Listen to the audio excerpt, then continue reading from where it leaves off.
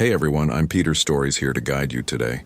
If you use this video to drift off to sleep, please tap like, hit subscribe, and drop a comment telling me where you're watching from and what time it is there. Now settle in, get cozy, and let yourself relax.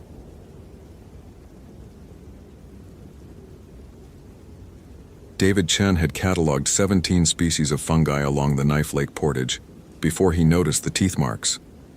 They weren't the gouges of a black bear stripping bark, nor the neat chisel work of beavers. These were human dental impressions pressed deep into the white flesh of a paper birch.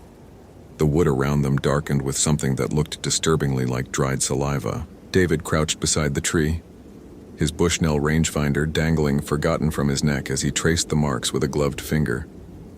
The indentations were desperate, frantic, molars grinding against cambium as though trying to extract nutrition from cellulose itself. He photographed the damage with his department-issued Nikon, the shutter sound unnaturally loud in the September stillness.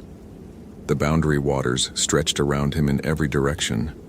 1 million acres of interconnected lakes and boreal forest straddling the Minnesota-Ontario border. David had spent 5 years as a ranger in this wilderness, and he'd learned to read its language. The scratchings of lynx, the territorial markings of wolves, the industrial determination of porcupines. This was something else entirely. His radio crackled. "Chen, you copy?" David thumbed the transmit button on his Motorola. "Go ahead, Tom. Just checking your 20. You're supposed to be back at Prairie Portage by 1600. David glanced at his watch. A reliable Timex expedition, not the smartwatches some of the younger rangers had started wearing. 1342 hours. I'm on schedule. Found something odd on the Knife Lake Trail, though. Bite marks on a birch. Human bite marks. Static filled the pause before Tom Reeves, the district ranger, responded. "You sure? I've got dental impressions in stereo, Tom. Upper and lower. Unless we've got a bear that's been to an orthodontist." David kept his tone light, but his stomach had developed a cold, tight feeling that had nothing to do with the granola bar he'd eaten for lunch. "Mark the coordinates. We'll document it properly when you get back." Tom's voice carried a weight David couldn't quite identify. "And Chen? Don't linger out there. Weather Service is calling for an early cold front tonight." David acknowledged and clipped the radio back to his belt. The sky above the forest canopy was that deep, crystalline blue that Minnesota perfected in autumn, not a cloud visible through the gaps in the pine and spruce. But Tom Reeves had been working these woods for 23 years. If he said weather was coming, weather was coming. David continued his survey, but the tooth marks had planted a seed of unease that sprouted with each step. He was a scientist by training. His bachelor's in biology from the University of Minnesota had emphasized empirical observation and logical deduction. The natural world operated according to rules, patterns that could be understood and predicted. Human teeth marks in trees didn't fit any pattern he recognized. By the time he reached the Prairie Portage station, the sun was beginning its descent toward the western tree line, painting the underside of clouds that had materialized with disturbing speed. Tom was waiting on the dock, his weathered face drawn into lines of concern that went deeper than worry about an incoming storm. "Come inside," Tom said. "We need to talk." The ranger station was a modest structure of varnished pine, its interior dominated by topographic maps and a wall of radio equipment. Tom poured coffee from a percolator that had been brewing since morning, the liquid thick enough to qualify as a biological weapon. He didn't speak until they were both seated at the worn wooden table that served as desk, dining surface, and war room. "Rachel Morrison," Tom said finally. "You remember her?" David did. The woman had stopped by the station 4 weeks ago to obtain a backcountry permit. Late 20s, dark hair pulled back in a practical braid, expensive North Face gear that still had that right out of REI stiffness. She'd been polite but distracted, her permit application listing her purpose as cultural research. She was doing something with Native American traditions, David said. Interviewing elders, I think. Documenting oral histories for her dissertation. Tom pulled a file from his desk drawer. Anthropology PhD candidate from the University of Wisconsin. She was specifically interested in traditional Ojibwe beliefs about the boundary waters. He opened the file, revealing a copy of Rachel's permit, a photocopy of her driver's license, and several photographs. She was supposed to exit at Lake 1 4 days ago, never showed up. David's coffee suddenly tasted like ash. When did we start the search? Day before yesterday. We've had 3 teams working a grid pattern from her last known position at Lac La Croix. Found her campsite on an island in the northern section. Tent still standing, most of her gear intact, but no Rachel. Tom's finger tapped a photograph showing a scattered campsite, a blue tent with its door hanging open. And David, we found something else. He slid another photograph across the table. It showed a tree trunk, the bark stripped away in long, vertical tiers. In the exposed wood, someone had carved symbols, angular, harsh lines that hurt David's eyes to look at. The guys who found this called in a cultural liaison from the Red Lake Band, Tom continued. Elder named Mary Kingfisher. She took one look at the symbols and refused to translate them. Said only that Rachel had been asking questions about things that shouldn't be spoken of, especially not out here in the old places. That's not helpful. No, Tom agreed, but Mary did say something else before she left. She said that Rachel wasn't the first. David set down his coffee cup very carefully. The first what? Tom opened another file, this one containing incident reports dating back 18 months. 3 other people, all disappeared in the boundary waters between March 2014 and now. Different entry points, different times of year, but all of them with connections to researching indigenous traditions in the area. He laid out the reports like tarot cards revealing a grim fortune. James Whitmore, amateur ethnographer, vanished June 2014. Miranda Soto, folklore graduate student, gone November 2014. Kevin Parr, documentary filmmaker, February 2015. We found gear, we found campsites, but the people? It's like they walked into the trees and ceased to exist. David felt his analytical mind engaging, grateful for the familiar comfort of pattern recognition. 4 disappearances, all researchers. That suggests someone who doesn't want these traditions documented. A person, Tom. Maybe someone from the reservation who thinks these outsiders are violating sacred knowledge? Tom shook his head. That was my first thought too. The FBI looked into it. No evidence of foul play, no signs of struggle at any of the sites. Just absence. He leaned back in his chair, the wood creaking. Mary Kingfisher said something else. She said that the old stories exist as warnings, not entertainment. And when you invite certain things by speaking their names in the places where they still listen, those things might answer. You're talking about superstition. I'm talking about 4 missing people and an entire community of indigenous elders who won't set foot in certain parts of these woods. Tom's eyes were steady. You're a scientist, David. So am I, in my way. But we work in a place where cell phones don't function, where a person can be 3 miles from help and might as well be on another planet. Rational explanations don't always account for everything we see out here. David wanted to argue, but his mind kept returning to those teeth marks in the birch bark, the desperate grinding pressure required to leave impressions in living wood, the location, miles from any marked trail in a section of forest where even experienced outdoorsmen rarely ventured. What do you want me to do? He asked. Tom pulled out a map, the topographic lines showing the complex maze of lakes and portages that made up this section of the boundary waters. Rachel's research notes were in her tent. She'd been documenting stories about something called a Wendigo. Wendigo, David corrected automatically. Wendigo. It's an Algonquian mythology figure, a spirit associated with winter, famine, and cannibalism. Right. Well, according to her notes, she'd been following a chain of stories all pointing to a specific area. Tom's finger traced a route on the map, heading north from Lac La Croix toward the Canadian border. There's an island here in the middle of Agnes Lake. No official name on the charts, but Rachel wrote that the Ojibwe call it Wendigo Minis, Wendigo Island. She had planned to visit it as the final stop in her research. And you want me to go there? I want you to lead a search team there. Tom clarified.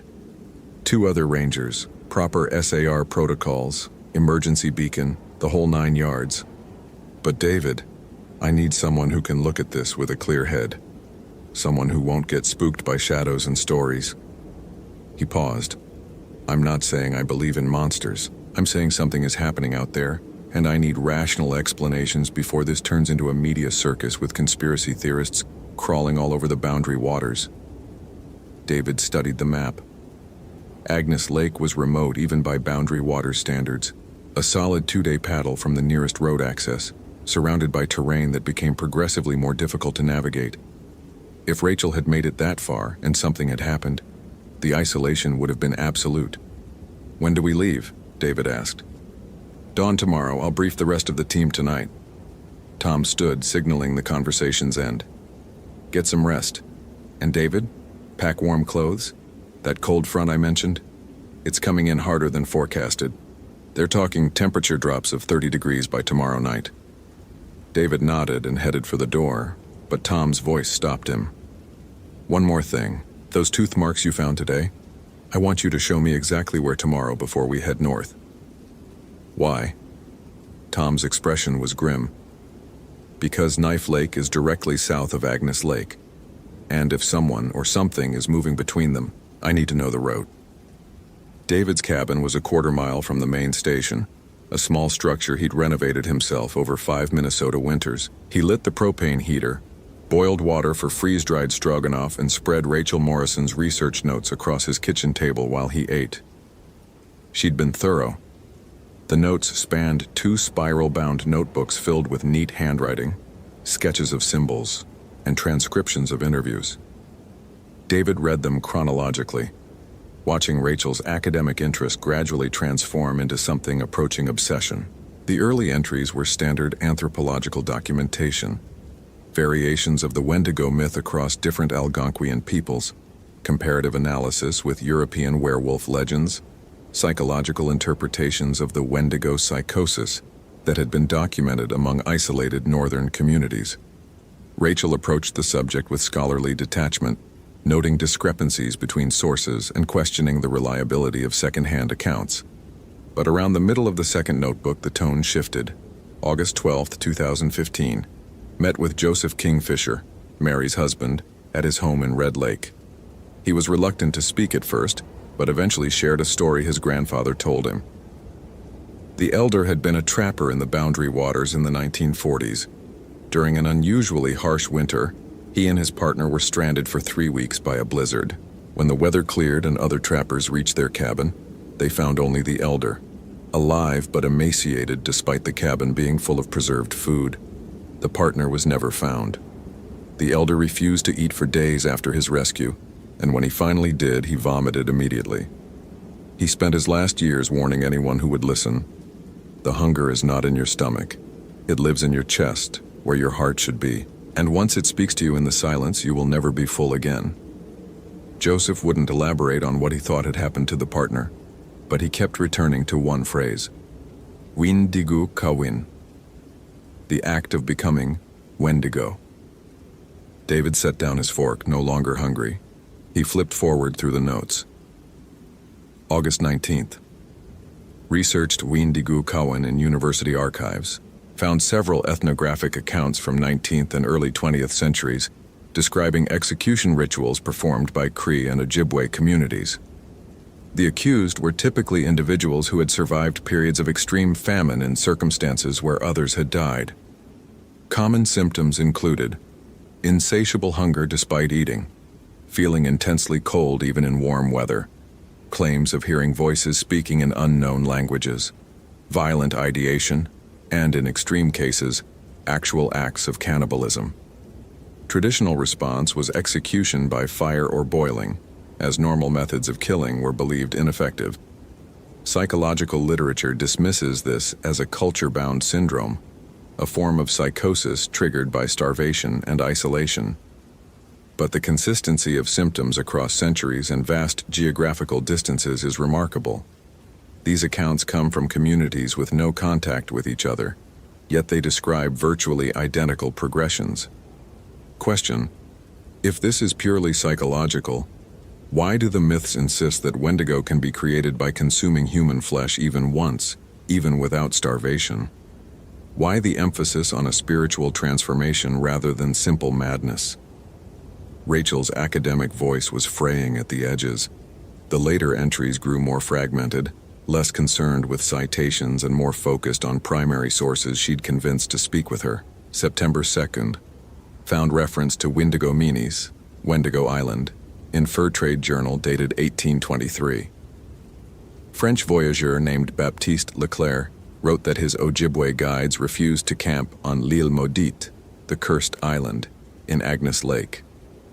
They claimed it was a place where the boundary between physical hunger and spiritual hunger had worn thin, where the Wendigo had taken root in the stones themselves.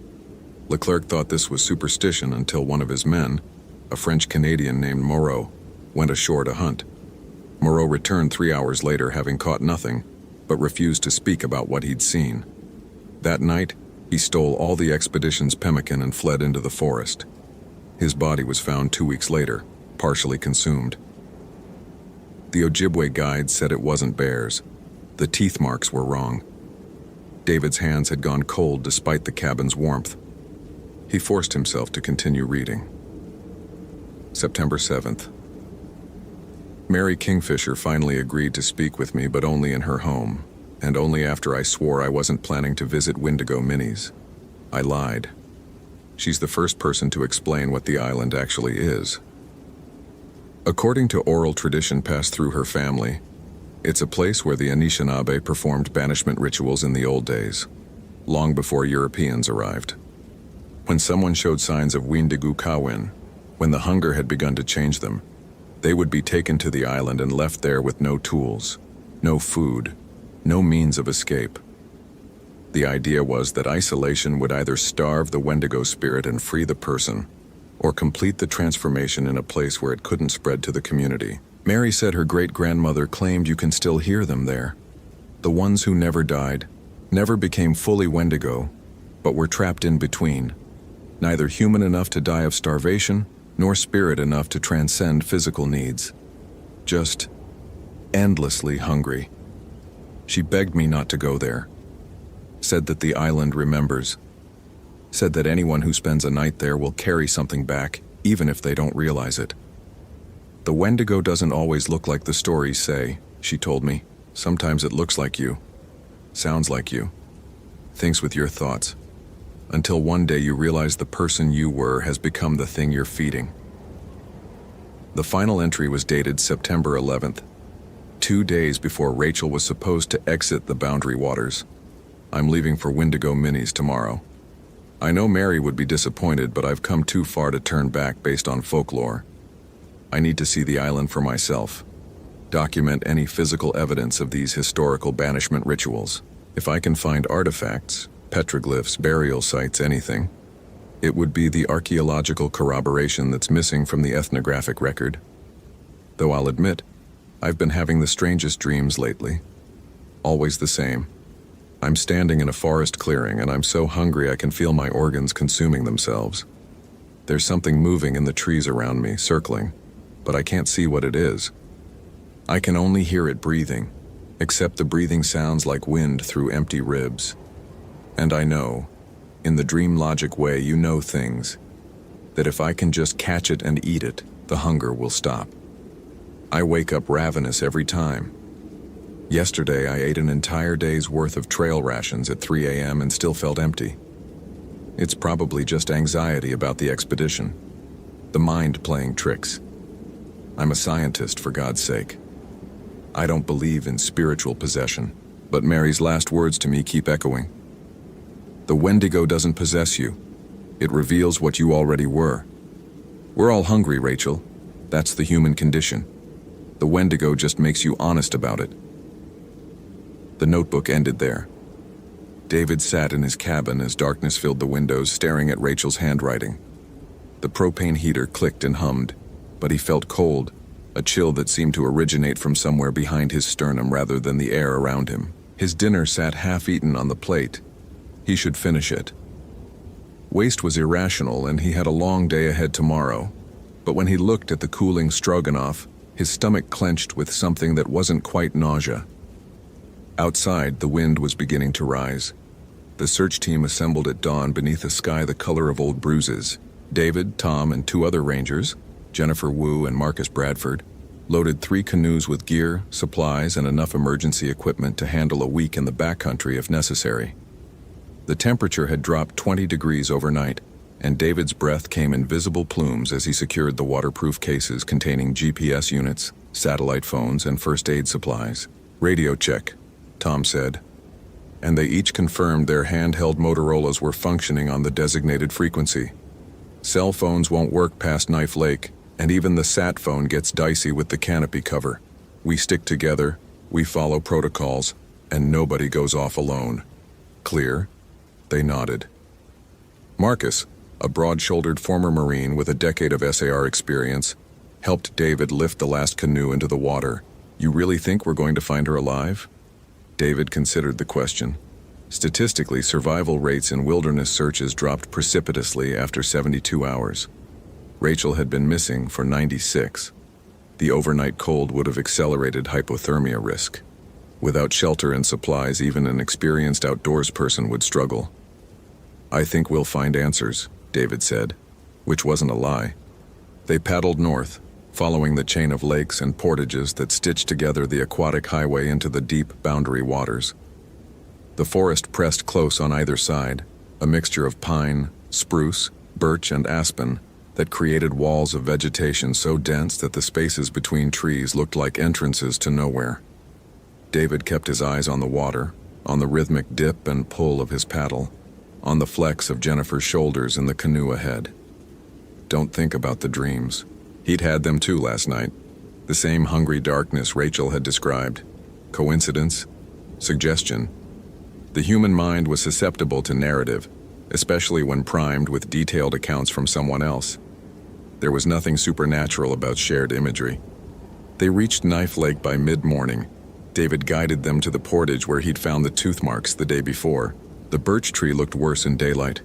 The exposed wood had darkened further, and there was a smell around it that reminded David of infected tissue, sweet and wrong. Tom photographed the damage from multiple angles while Marcus examined the surrounding area. The big man moved through the underbrush with surprising quiet, reading the forest floor the way David read scientific papers. "Got tracks here," Marcus called. "Human, barefoot." They gathered around the prints pressed into the soft earth beside a small stream. The feet had been large, men's size 11 or 12, but the gait was wrong. The stride length was too long, the depth uneven, as though the person walking had been lurching rather than maintaining steady movement. "They lead north," Marcus said, pointing toward the denser forest. "Toward Agnes Lake." "Same direction we're headed," Jennifer murmured. She was the newest member of the team, 26 and brilliant with the technical equipment, but still learning to trust her instincts in the wilderness. Could it be Rachel? "Wrong size," David said. Her driver's license listed her at 5'6". These prints suggest someone over 6 feet tall. "So there's someone else out here." Tom stood, brushing dirt from his knees. "Question is whether they're connected to the disappearances or just another lost hiker." David thought about the desperate quality of the tooth marks, the uneven gait. "We should follow the tracks." Tom shook his head. "We stick to the plan. Agnes Lake is our objective. If these tracks parallel our route, we'll keep an eye out. But I'm not chasing shadows through the forest." They continued north, but the tracks shadowed them. Every portage, every landing, David found them. Barefoot impressions that grew increasingly erratic, as though the person making them was losing coordination. At one portage, Marcus found where the individual had fallen, the soil torn up by scrabbling hands. And at another they found a piece of fabric, the remains of what had once been a shirt, now shredded and stained with substances David didn't want to identify. The temperature continued to drop as they paddled. By early afternoon, their breath was fogging in front of them despite the moderate exertion, and ice had begun forming at the edges of the lakes where the water lay still. David checked his thermometer. 41 degrees. The forecast had called for a high of 65. "This isn't right," Jennifer said, her voice tight. This kind of temperature inversion, this quickly, it's meteorologically anomalous. Weather in the boundary waters has its own rules, Tom replied, but even he looked unsettled. We're in a microclimate. Happens sometimes. They made camp that night on a small island in Lac La Croix, within sight of the larger landmass where Rachel's tent had been found. Tom insisted on a fire, both for warmth and morale, and they huddled around it as darkness fell with unnerving speed. The flames cast their faces in flickering orange, making them look like actors in some aboriginal shadow play. David volunteered for the first watch.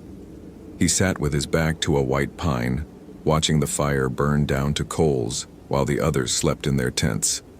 The forest around them was absolutely silent. No owl calls, no rustle of nocturnal animals, no wind in the branches. Just the quiet crackle of dying embers and the sound of his own breathing. He was checking his watch.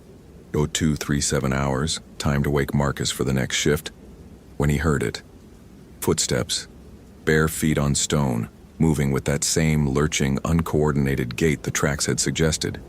They circled the camp at a distance of perhaps 50 yards, never coming closer but never receding either. Just walking, pacing, circling. David stood, grabbing his flashlight and thumbing it on. The beam cut through the darkness, illuminating trees and underbrush and nothing else. The footsteps stopped. "Hello?" David called, his voice swallowed by the oppressive silence. "This is the National Park Service. If you're lost or injured, we can help you." No response. But in the silence, David became aware of something else. The sound of breathing.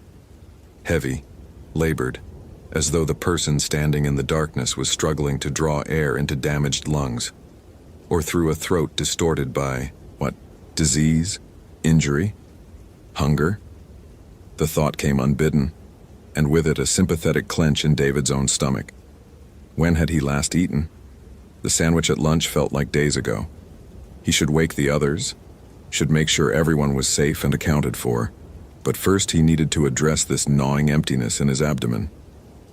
David's hand moved toward his pack where the trail rations were stored, then stopped.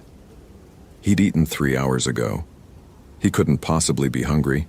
This was psychological, a response to stress and Rachel's descriptions of Wendigo symptoms. He was letting folklore influence his physiological perceptions.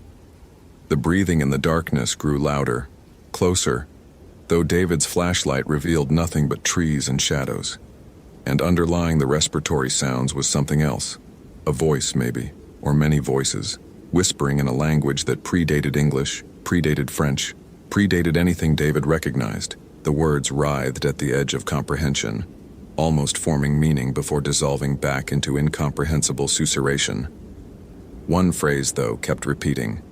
3 syllables that David's mind translated against his will. So hungry, so hungry, so hungry. "Wake up!" David shouted, and the spell, if that's what it had been, shattered.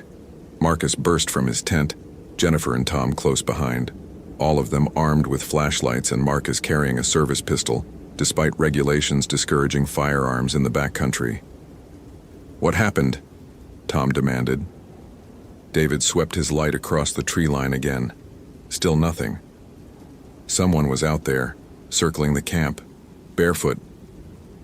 They searched the perimeter together, but found no tracks in the frost-hardened ground. No evidence anyone had been there at all. Tom gave David a long, evaluating look that David recognized, the assessment of whether a team member was becoming compromised by stress and isolation. "I heard it," David insisted. "Footsteps, breathing." "I believe you," Tom said, though his tone suggested otherwise. "But there's nothing here now. We should all try to get some rest. Long day tomorrow." They returned to their tents, but David didn't sleep. He lay in his thermal sleeping bag, listening to the silence and trying to ignore the hollow feeling in his chest that had nothing to do with calories consumed or energy expended. Rachel's words echoed in his memory. "The hunger is not in your stomach. It lives in your chest, where your heart should be."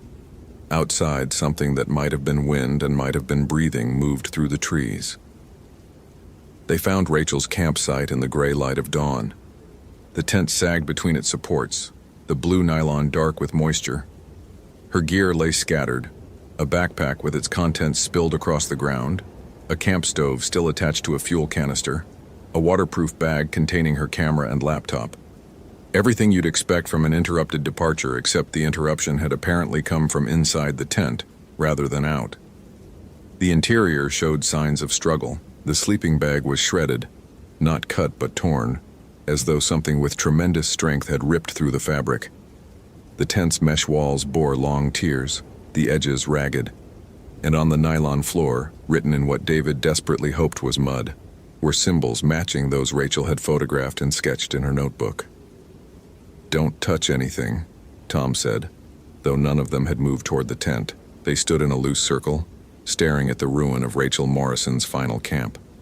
Jennifer broke the silence. "There's no blood." She was right. Despite the violence implied by the shredded gear, there was no blood spatter, no drag marks, no evidence of injury. Just destruction and those angular symbols that seemed to writhe when David looked at them directly. Marcus photographed everything, methodical and professional, while David circled the camp's perimeter looking for tracks. He found them 20 yards into the forest. The same barefoot prints they'd been following, but smaller now. Women's size 8, Rachel's size. The prints led north toward Agnes Lake, toward Wendigo Minis. She walked away, David said, and heard the bewilderment in his own voice. In the middle of the night, barefoot, in temperatures approaching freezing, she walked away from her shelter and supplies and headed deeper into the wilderness. "That doesn't make sense," Jennifer said. Even in a state of panic, survival instinct would prevent, unless she wasn't in a state of panic. Tom's face had gone gray. Unless she was going towards something rather than away from it. They followed the tracks. David documented the route with GPS coordinates, creating a digital breadcrumb trail that would be useless if their equipment failed, but provided the illusion of control. The tracks led them through increasingly difficult terrain, over ridges of exposed granite, through marshes where the water had frozen in strange, jagged patterns, across streams that should have been flowing but lay motionless and thick. The cold intensified with each mile. David's thermometer read 32 degrees, then 28, then 24. Impossible for late September, even this far north. His breath came in clouds so dense they obscured his vision, and ice had begun forming on his beard. They reached Agnes Lake in early afternoon. It was smaller than the maps suggested, perhaps 3/4 of a mile across, surrounded by walls of pine and spruce that seemed to lean inward like spectators at an execution. The water was dark, not the clear reflective surface of most Boundary Waters lakes, but a deep charcoal color that absorbed light rather than reflecting it. In the center of the lake, perhaps 400 yards from shore, rose the island. Wendigo Minis was barely an island at all, more an outcropping of granite thrust up from the lake bottom, no more than 2 acres of rock and scraggly vegetation. Trees grew there, but they were twisted things, their trunks bent at unnatural angles, their branches bare despite the season. And even from this distance, David could see something white scattered across the stone surface. "Are those bones?" Jennifer whispered. Tom raised his binoculars, adjusted the focus, then lowered them slowly. His expression had gone carefully blank, the look of someone refusing to process what they'd just seen. "Could be deer or other things." "Rachel's tracks lead to the shore," Marcus reported. He was crouched at the lake's edge, examining the ground. "But there's no canoe here. No sign of how she crossed." "She swam," David heard himself say, though the idea was insane. The water temperature would have been lethal. Even a strong swimmer couldn't have made it more than a few dozen yards before hypothermia shut down motor function. But the tracks stopped at the water's edge, and on the island's shore, David could see them through his own binoculars. They began again. "We need to get over there," Tom said. "We'll paddle across, conduct a thorough search, and radio for helicopter extraction if we find Rachel. In and out before dark." They launched 2 canoes, leaving one on shore as backup. David paired with Tom, Jennifer with Marcus. The paddles cut into water that felt somehow denser than normal, viscous and resistant. Halfway across, David realized he could no longer see the bottom despite the water's clarity in other Boundary Waters lakes. Just that depthless black, suggesting either tremendous depth or something else. The island grew as they approached, and David's sense of scale recalibrated with disturbing results. What he'd taken for scattered bones were actually everywhere, thousands of them covering much of the exposed granite. They weren't just deer, they were everything. Beaver skulls and bear mandibles and the delicate ribs of fish and the wing bones of eagles and the curving structures of things David couldn't identify. All of them picked clean, bleached white by weather and time. And among them, fresher remains. A moose skull with tissue still clinging to it. The pelvis of something large, wolf, maybe, or lynx. And arranged in a loose circle near the island's center, 5 human skulls. Jesus Christ, Marcus breathed as their canoes ground against the rocky shore. Tom was already on his radio. Prairie Portage, this is Reeves. We've reached Agnes Lake Island. We have what appears to be human remains, multiple individuals. Request immediate assistance and law enforcement backup. Static answered him. Tom adjusted the frequency, tried again. Nothing but the empty hiss of dead air. Interference from the terrain, Jennifer suggested, but her voice cracked. She was staring at the bones, her scientific training warring with simple human horror. Or, Tom, how old do these look to you? The district ranger approached one of the skulls with visible reluctance. He didn't touch it, but crouched close enough to examine the surface. Years, maybe decades for some of them, but these 3. He indicated the ones furthest from the circle's center. These are newer. Months, maybe. David thought of the missing researchers. James Whitmore, Miranda Soto, Kevin Parr. All vanished in the past 18 months. All last seen in the Boundary Waters. And Rachel? He asked. If she's here, we'll find her. Tom straightened, his hand moving instinctively to the pistol holstered at his belt. Fan out. Grid search. Nobody goes more than 50 feet from the shore, and stay in visual contact. Marcus with me. Jennifer, David, you two take the western section. They separated, picking their way carefully through the bone field. David's boots crunched on fragments of skeleton with each step, a sound like walking through dried leaves except infinitely worse. Jennifer moved beside him, her face pale, her breath coming in quick, shallow pants that suggested the early stages of panic. This is a killing ground, she said quietly. Something hunts here, brings prey back to feed, to store, like a larder. David wanted to correct her, to provide a rational explanation involving natural predation patterns or indigenous burial practices, but the evidence defied rationalization. The bones were too numerous, too varied in species, and the human skulls, arranged in that deliberate circle, suggested intentionality rather than accident. They found Rachel's remaining gear 50 yards into the search, her boots placed neatly side by side on a flat rock, her jacket folded with disturbing care, her pants and shirt arranged as though she'd undressed methodically rather than frantically, and finally her body.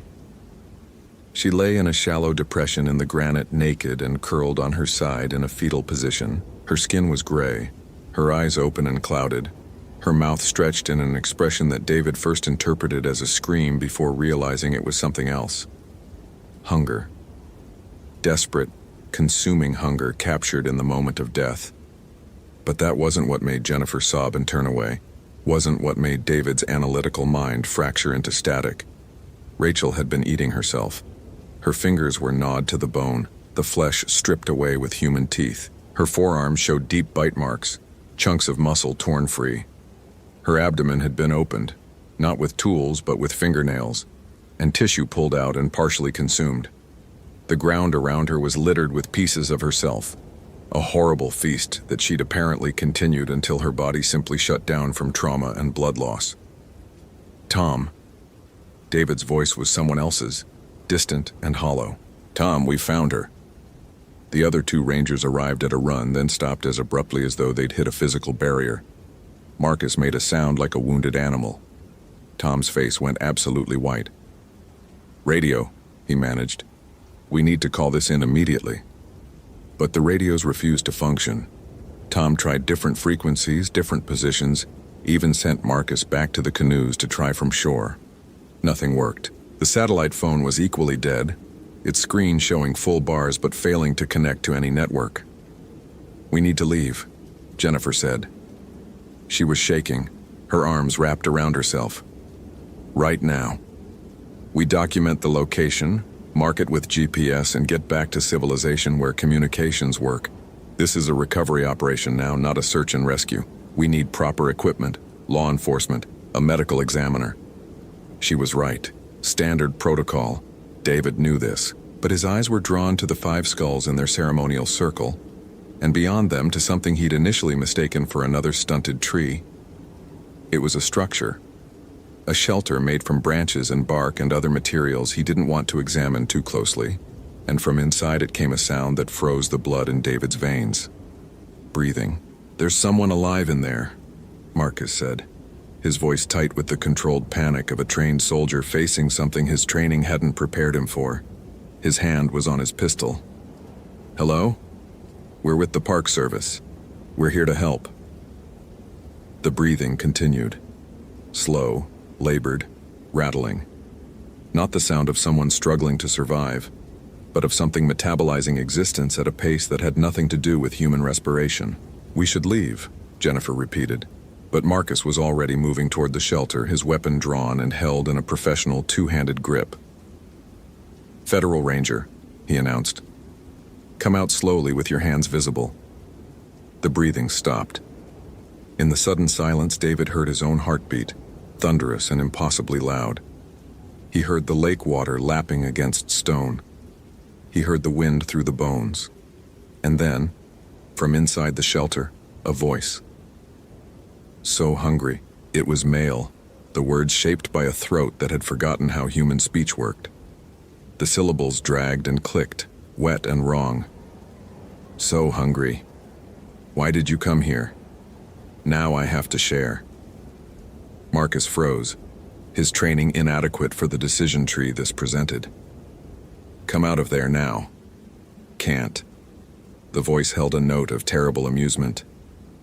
"Tried to leave so many times. But the island knows.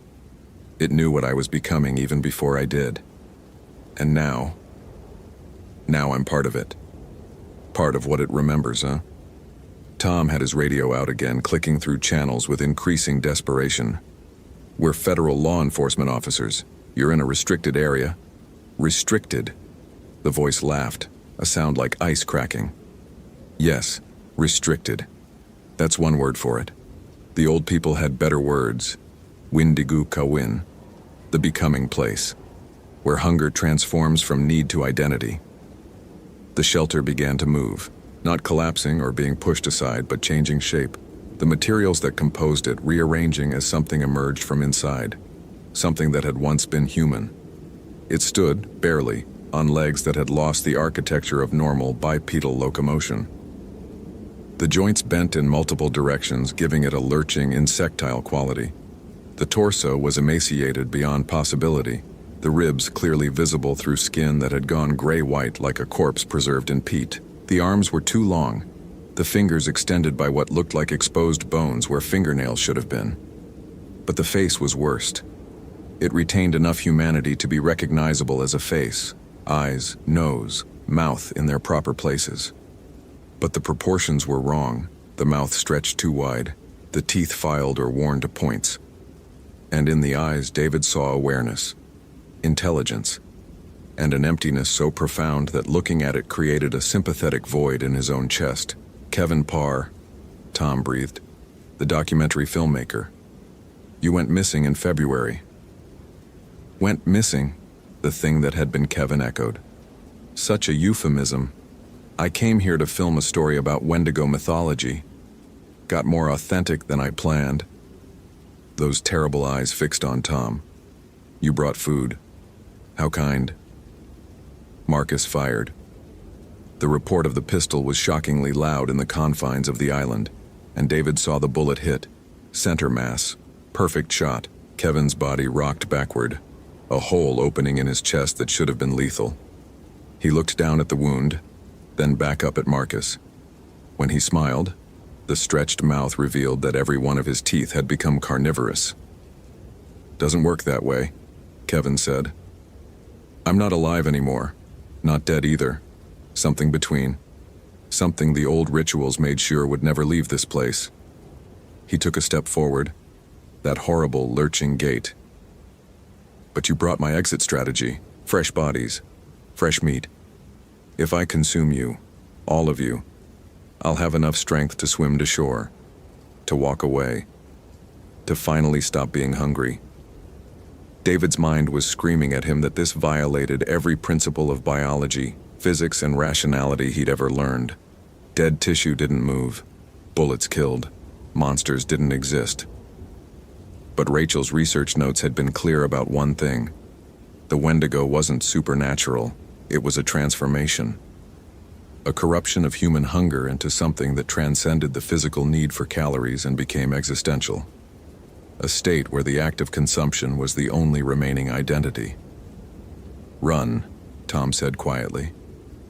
"Everyone, back to the canoes. Now." They ran. Through the bone field, feet slipping on calcium fragments toward the shore where their canoes waited. Behind them, David heard that lurching gait accelerating, heard Kevin laughing, heard other sounds, movement from other shelters David hadn't noticed, other survivors of the island's transformation.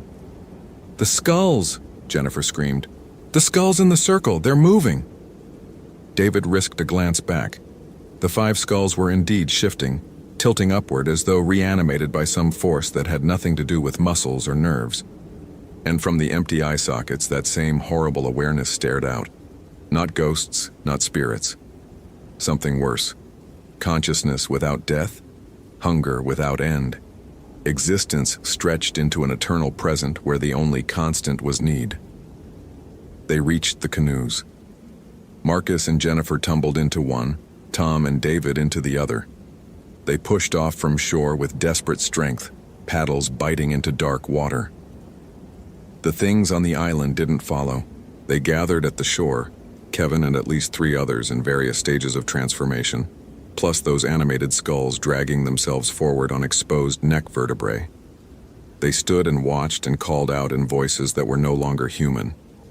"Come back, just one of you. Just let me taste. Just let me be full for a moment. Please." The words followed the canoes across the water, growing fainter but never quite disappearing. Even when they reached the far shore, even when they hauled the canoes onto land and began the paddle back toward civilization, David could still hear them echoing in his mind. So hungry, so hungry, so hungry. They reached the Prairie Portage station after dark, paddling by headlamp through water that felt like it was actively resisting their progress. No one spoke during the journey. There was nothing to say that wouldn't sound like madness. Tom reported the incident to district headquarters, carefully omitting certain details. He spoke of human remains found on an island in Agnes Lake. He mentioned a possible survivalist living in the area who'd threatened the search team. He said Rachel Morrison was deceased, cause of death undetermined, body to be recovered by properly equipped retrieval teams. He didn't mention the transformation, didn't mention Kevin Parr or the other things wearing human shapes, didn't mention the animated skulls or the impossible way the dead refused to be simply dead. "They'll send investigators," Tom said, after he hung up the satellite phone in the station. "FBI, probably. They'll go to the island, document everything, try to make sense of it." He looked at each of them in turn. "And we're going to let them.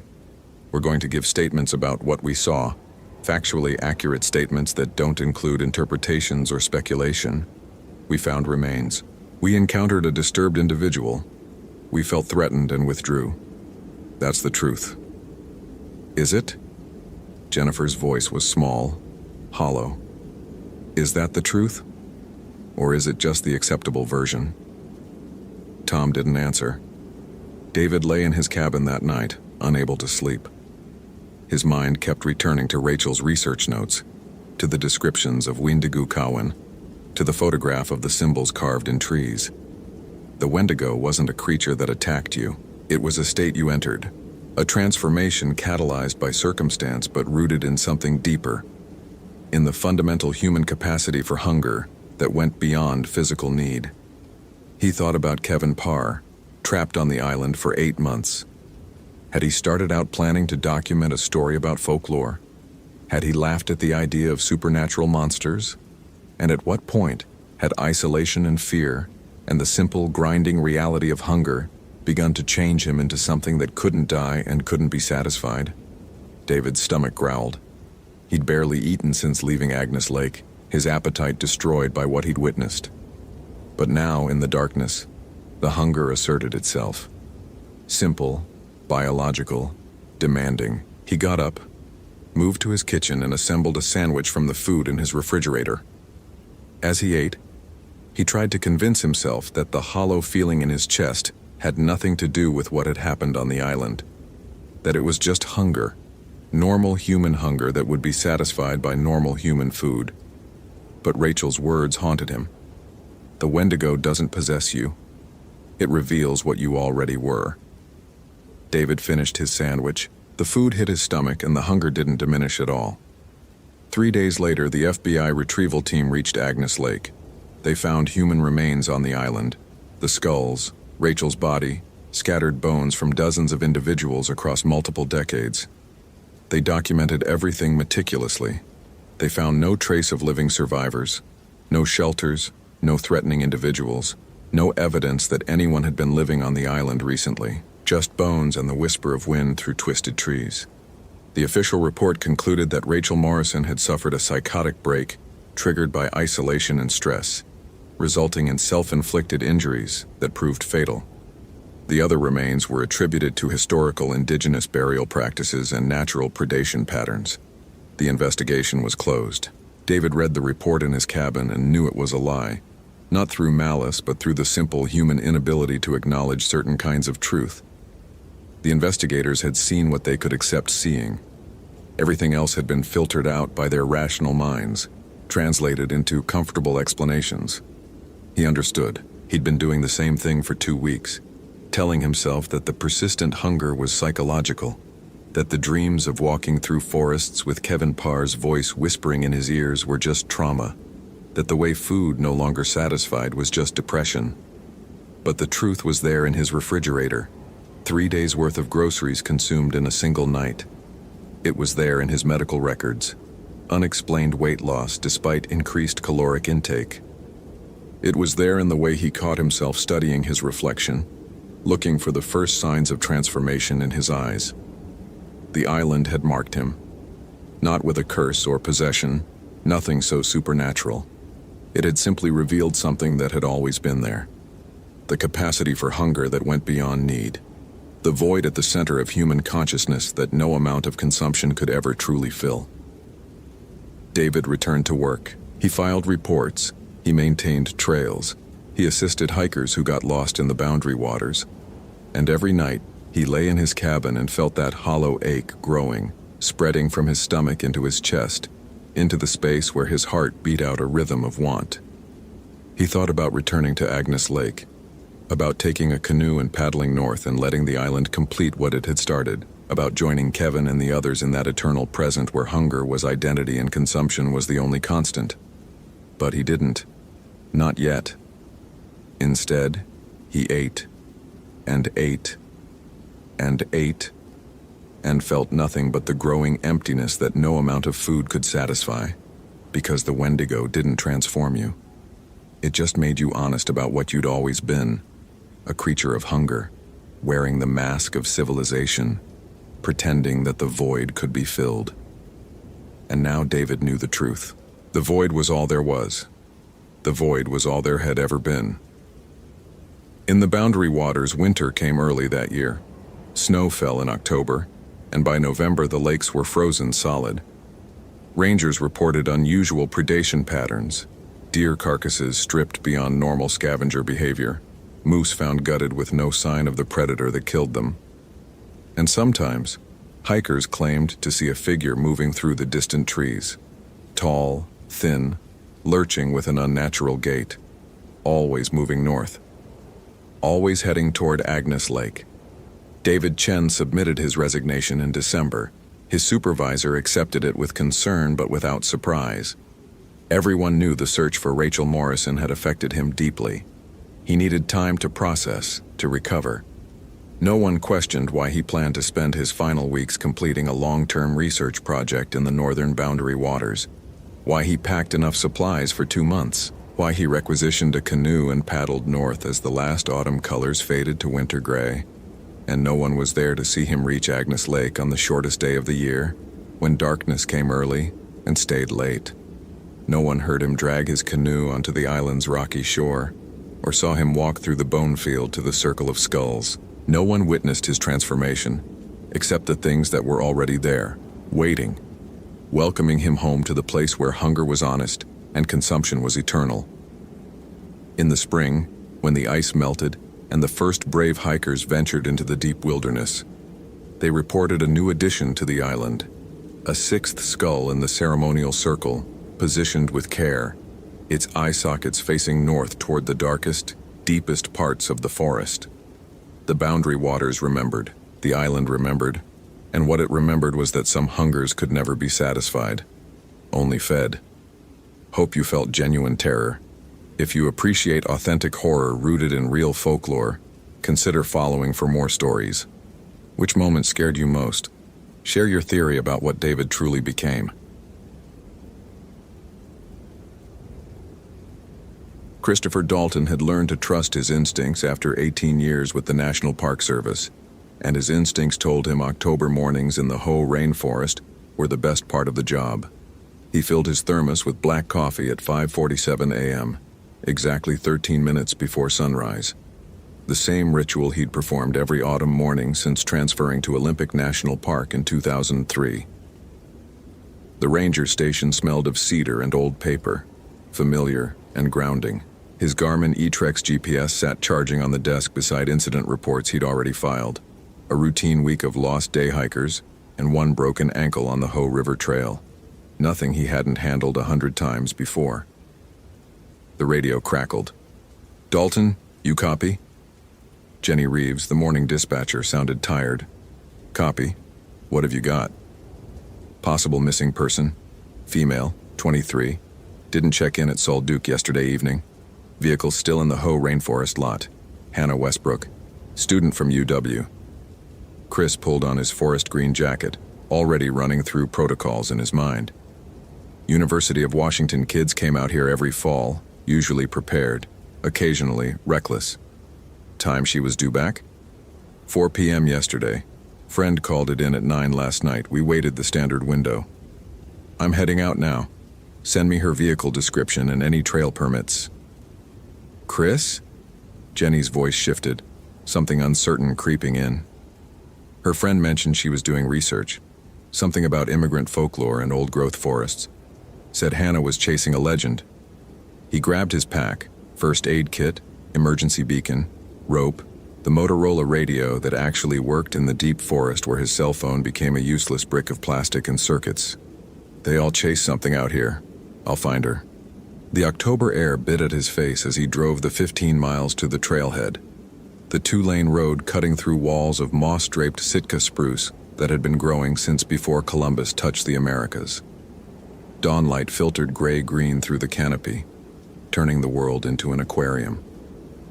Chris had always loved this, the weight of the forest, the sense of deep time pressing down through layers of decomposing cedar and hemlock. It made human problems feel temporary, manageable. Hannah Westbrook's car sat alone in the gravel lot, a dented 1998 Honda Civic with a university parking permit and a bumper sticker reading, "Folklore is history's ghost." Chris photographed the vehicle, peered through the windows at scattered papers in the back seat, then shouldered his pack. The trailhead sign indicated 12 miles to the Hoh River Ranger Station, but dozens of smaller paths and game trails spiderwebbed through the temperate rainforest. People wandered off the main trail constantly, drawn by the cathedral quiet and the primordial beauty.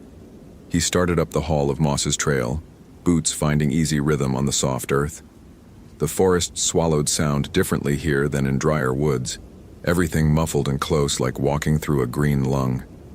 His breath condensed in small clouds, Ferns the size of dinner tables crowded the understory, and Sitka spruce rose like the pillars of a drowned temple, their trunks 8 feet across and disappearing into the canopy fog. At the first junction, Chris stopped to check the GPS. The little screen flickered, 10.2 miles to go, elevation 578 feet. He'd walked these trails enough to navigate by memory, but protocol was protocol. He keyed his radio. "Reeves, I'm at the Hall of Moss's Junction, starting a grid search pattern." Static answered him, then Jenny's voice cutting through the hiss. "Copy that. Weather Service says fog's coming in heavy around noon. Watch yourself." "Always do." But he didn't find Hannah Westbrook on the Hall of Moss's trail, or on the Spruce Nature Trail, or along the river where students sometimes camped illegally. What he found, 3 hours into the search at a GPS reading that placed him 7.4 miles from the trailhead, was something that made him stop walking. A backpack sat in the center of a small clearing, positioned with deliberate precision on a flat stone that protruded from the moss like an altar. Not dropped, not abandoned in panic, placed. The pack was expensive, North Face, dark blue, relatively new. Chris approached it the way he'd approach a sleeping bear, every sense suddenly sharp. The clearing itself felt wrong. The trees formed an almost perfect circle around the open space, their trunks leaning inward at identical angles, as if bowing toward the stone. Chris had never noticed this spot before, though he'd passed through this section of forest a dozen times. The moss grew in strange patterns on the ground, forming shapes that might have been letters in an alphabet he didn't recognize. He photographed everything before touching the pack. Inside, he found a University of Washington student ID, Hannah Westbrook, anthropology major, smiling in the photo with dark hair and earnest eyes. Also in the pack, 3 notebooks filled with dense handwriting, a digital camera, granola bars, a water bottle still half full, and a small digital voice recorder. The notebooks disturbed him more than the careful arrangement. He flipped through pages of sketched symbols and transcribed Slavic words, Leshi, Leshak, Liasovic, notes about forest spirits from Russian and Ukrainian folklore. A photocopied passage circled in red ink. The Leshi guards the old places. He confuses those who trespass, leading them in circles until they forget which direction is home. Some say he protects the forest. Some say he is the forest. Chris had grown up in logging country, had heard plenty of stories about forests and spirits, but he'd always filed them under the same mental category as Bigfoot sightings, entertaining nonsense people told themselves to make the wilderness more mysterious than it already was. The forest didn't need mythology. It was dangerous enough just being itself. He picked up the voice recorder, pressed play. Hannah's voice emerged, young and excited. October 14th, 11:47 a.m. I think I found it. The Grove of the Leshi. Mrs. Kowalski from the Ukrainian Community Center in Seattle told me her grandmother spoke about this place. Slavic immigrants who came to work the timber camps in the 1920s refused to enter certain sections of the forest. They said the Leshi had claimed at first that the trees here were older than the ones in their homeland, and therefore more powerful, more aware. Static, then her voice again. Different now, uncertain. The trees are arranged in patterns. I'm documenting everything. The GPS keeps glitching, showing my position, jumping around, but I marked my route. I'll be fine. A pause. Forest sounds on the recording. Wind, a raven's call, the whisper of branches.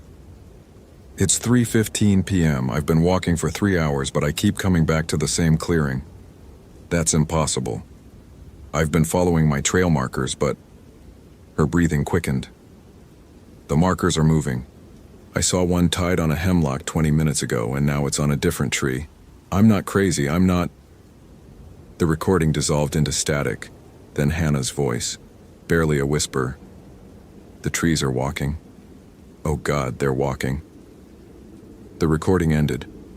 Chris stood in the clearing with the recorder in his hand, his 18 years of experience suddenly feeling inadequate. He'd found lost hikers in states of hypothermic delirium, had talked down people having psychotic breaks in the wilderness, had seen what fear and exposure could do to human perception. This was that. Had to be. But the backpack's placement, the circular pattern of trees, the moss growing in those strange shapes. He keyed his radio. "Reeves, I found the missing person's gear. Location?" He checked his GPS. The screen flickered, numbers jumping. 7.4 miles from trailhead, then 9.2 miles, then 4.8 miles. He shook the device, checked the battery. Full charge. "My GPS is acting up. I'm marking the location and continuing search. Subject may be disoriented and nearby." "Copy. How's the weather?" Chris looked up. He hadn't noticed the fog rolling in, thick and green-tinted, reducing visibility to maybe 30 feet. The temperature had dropped. His watch read 1:17 p.m. "Fog's moving in. I'm going to do a spiral search pattern from this location. Stay in contact. Check in every 30 minutes. "Will do." But the forest had other intentions. Chris marked the clearing with bright orange tape, tied to a massive Sitka spruce whose trunk bore deep grooves, almost like claw marks, running vertically for 15 feet. He photographed the marks, probably just where bears had scratched, and began his search spiral, moving outward in expanding circles, calling Hannah's name every few minutes. The fog thickened, sound dampened to nothing. His boots pressed into moss that felt too soft, too yielding, like walking on living tissue. The trees crowded closer, or seemed to, their branches interlacing overhead until the forest became a tunnel. Chris had spent nearly 2 decades in wilderness, had navigated whiteout blizzards and moonless nights. But this felt different.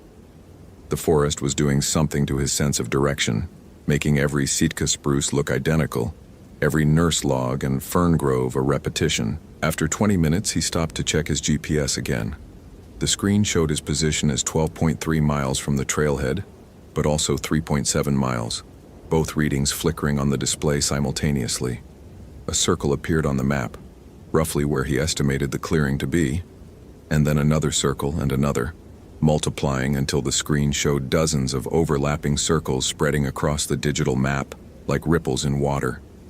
He powered the device off and on. The circles remained.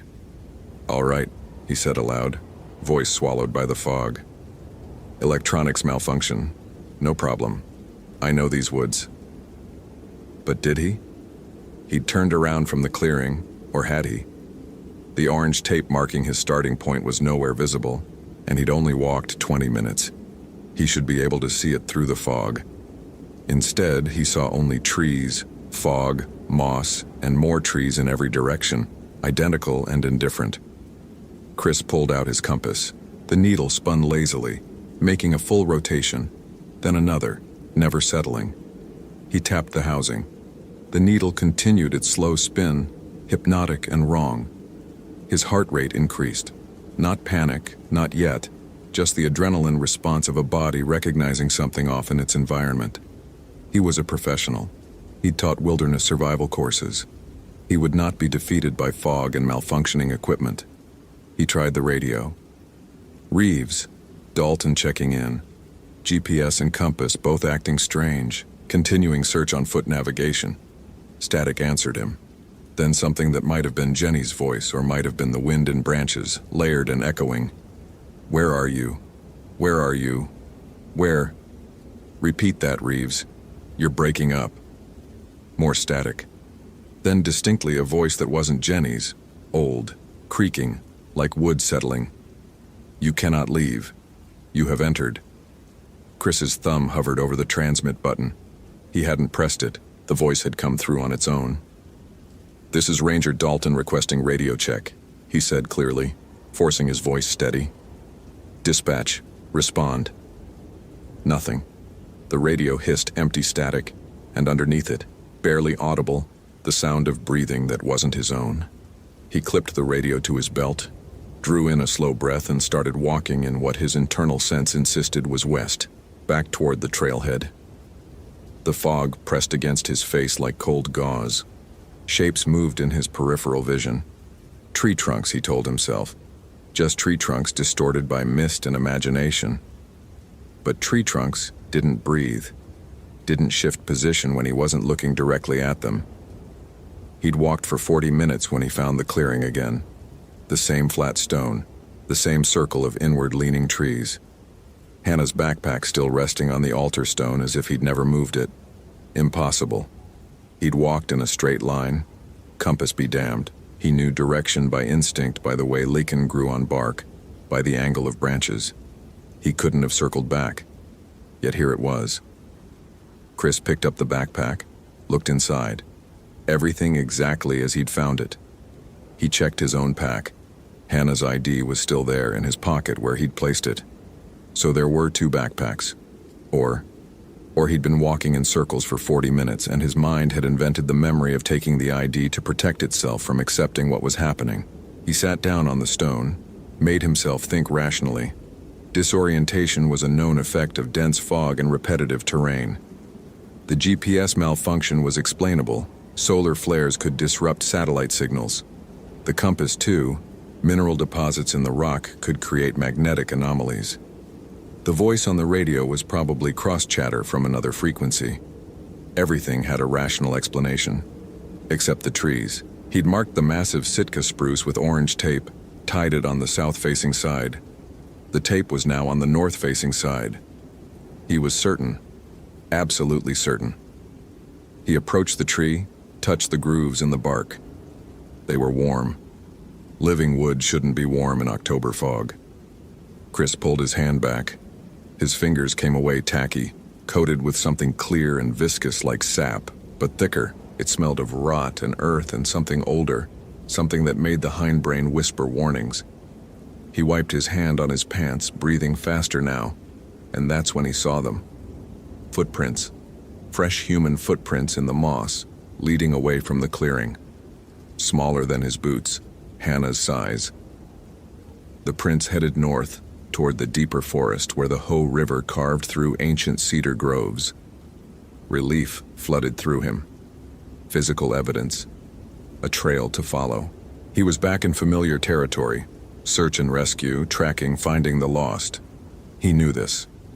Chris followed the prints, moving faster now, calling Hannah's name. The fog thinned slightly, allowing him to see maybe 50 feet ahead. The footprints continued, regular and clear, showing someone walking steadily, not running or stumbling. They led him through nurse logs covered in ferns, past a fallen hemlock whose exposed roots formed a wall 20 feet high, between Sitka spruce trunks so massive that 3 men couldn't link hands around them. The footprints led him for what felt like an hour, though his watch now showed impossible times. 3:47 p.m., then 11:23 a.m., then 6:15 p.m., the digits flickering and changing every time he checked. The footprints led him back to the clearing. The same clearing, the same stone, the same backpack. But now there were 2 sets of footprints, Hannah's smaller tracks and his own larger boot prints, forming a double spiral that circled the stone in an infinite pattern, never quite touching, like a double helix made of trampled moss. Christopher Dalton had 18 years of experience. He had rescued 73 lost hikers. He had recovered 11 bodies. He had never, in all that time, felt what he felt now. The absolute certainty that the forest was playing with him. Something rustled in the trees. Not wind, not an animal. The sound of wood creaking and groaning like old buildings settling, but mobile, moving around the perimeter of the clearing in a slow circle. The trees were drawing closer. He could see it happening if he didn't look directly at them. In his peripheral vision, the Sitka spruce took steps, their root systems pulling from earth and extending like wooden legs, advancing inches at a time. When he turned his head to look straight at them, they were still, solid, immovably planted. But the circle was tighter than before. He was certain of it. "Hannah!" His voice cracked. "Hannah Westbrook, if you can hear me, make a sound." Silence. Then, from everywhere and nowhere, a young woman's scream cut short. Chris ran toward the sound, crashed through ferns and over logs, his breath burning in his throat. Branches whipped his face.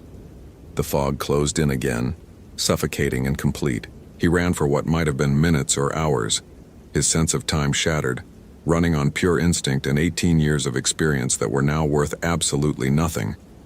He tripped, fell hard, his hands sinking into moss that felt wrong, too warm, too soft, pulsing slightly like living flesh. When he pushed himself up, his palms left impressions in the moss that slowly filled back in, erasing his touch. He was in a new clearing, larger than the first. The trees here were older, impossibly old, their trunks wide as houses.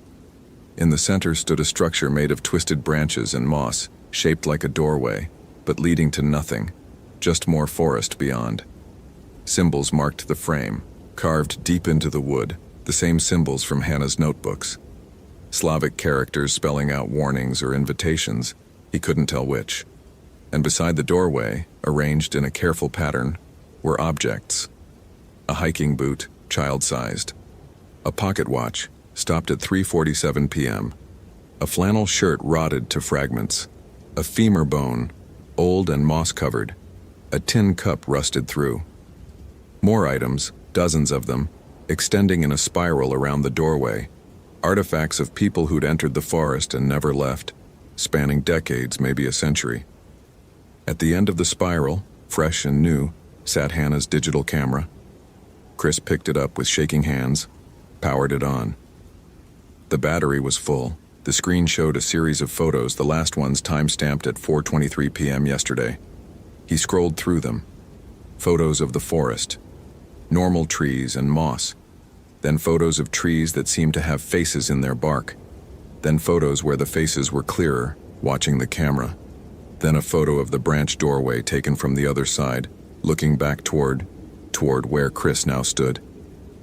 The next photo showed a figure standing in the doorway, tall, impossibly tall, made of bark and branch and root, with eyes like knotholes and a mouth like a wound in heartwood. The Leshy, the forest guardian. The thing that Slavic immigrants had brought with them in stories or had found waiting here in older trees than their homeland had ever known.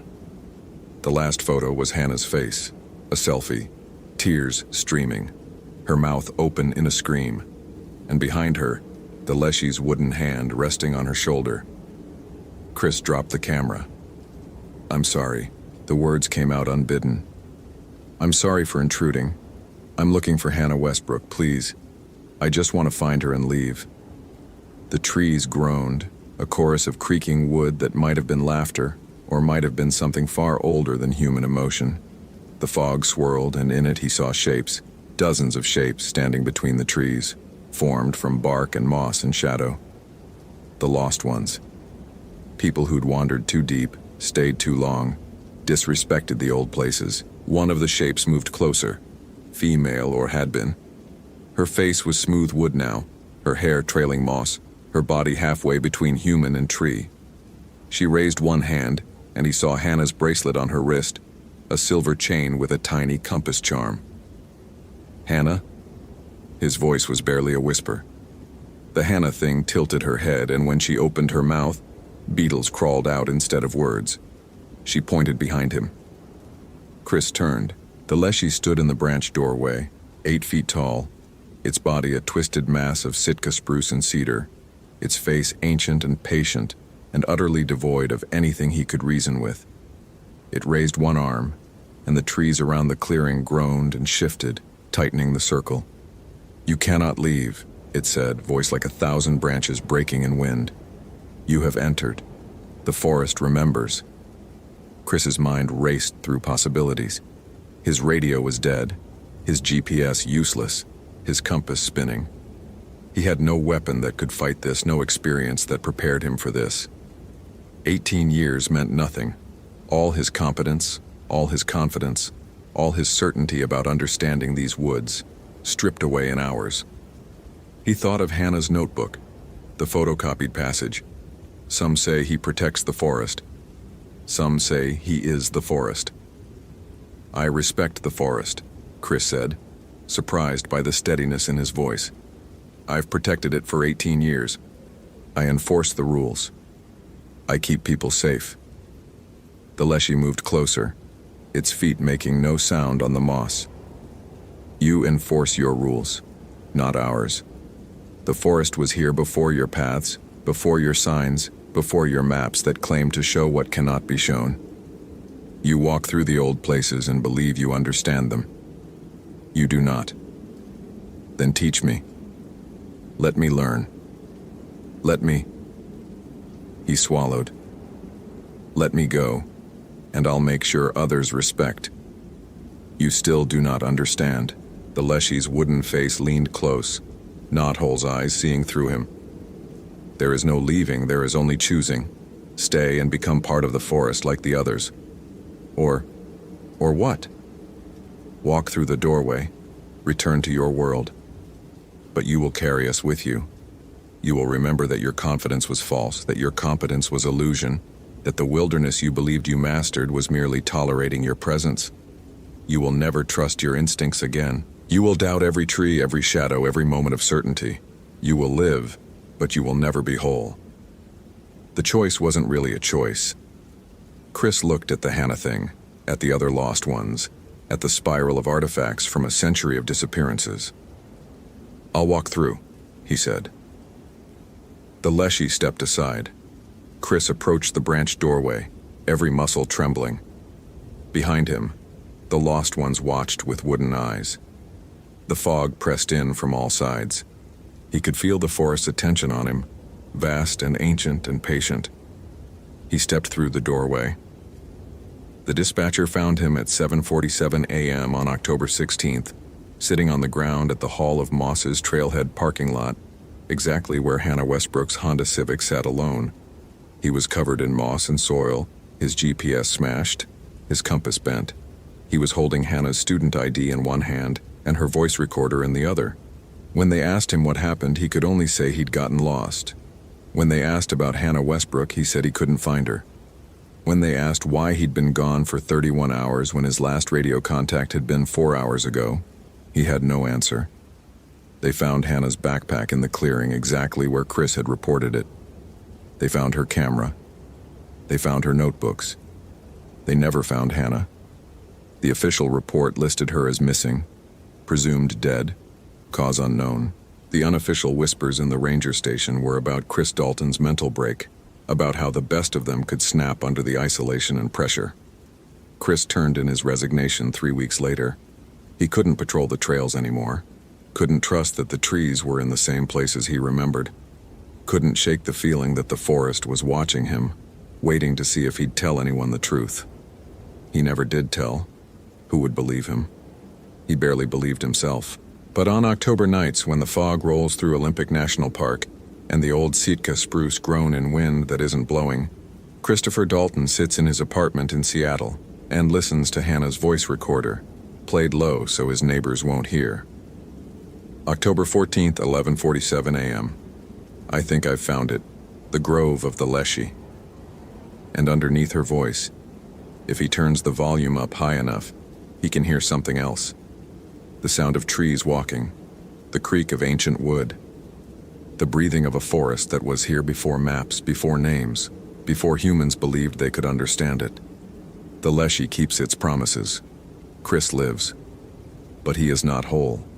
And sometimes, in the deepest part of night, he wonders if he actually walked through that doorway at all, or if he's still in the clearing, still circling the stone, slowly transforming into wood and moss and memory, while the forest patiently waits for him to realize the truth. The compass on his desk, a new one, expensive and supposedly reliable, spins lazily in no particular direction, never settling, never still. Hope you felt genuine terror. If you appreciate authentic horror rooted in real folklore, consider following for more stories. Which moment scared you most? Share your theory about what happened to Chris. Did he really escape?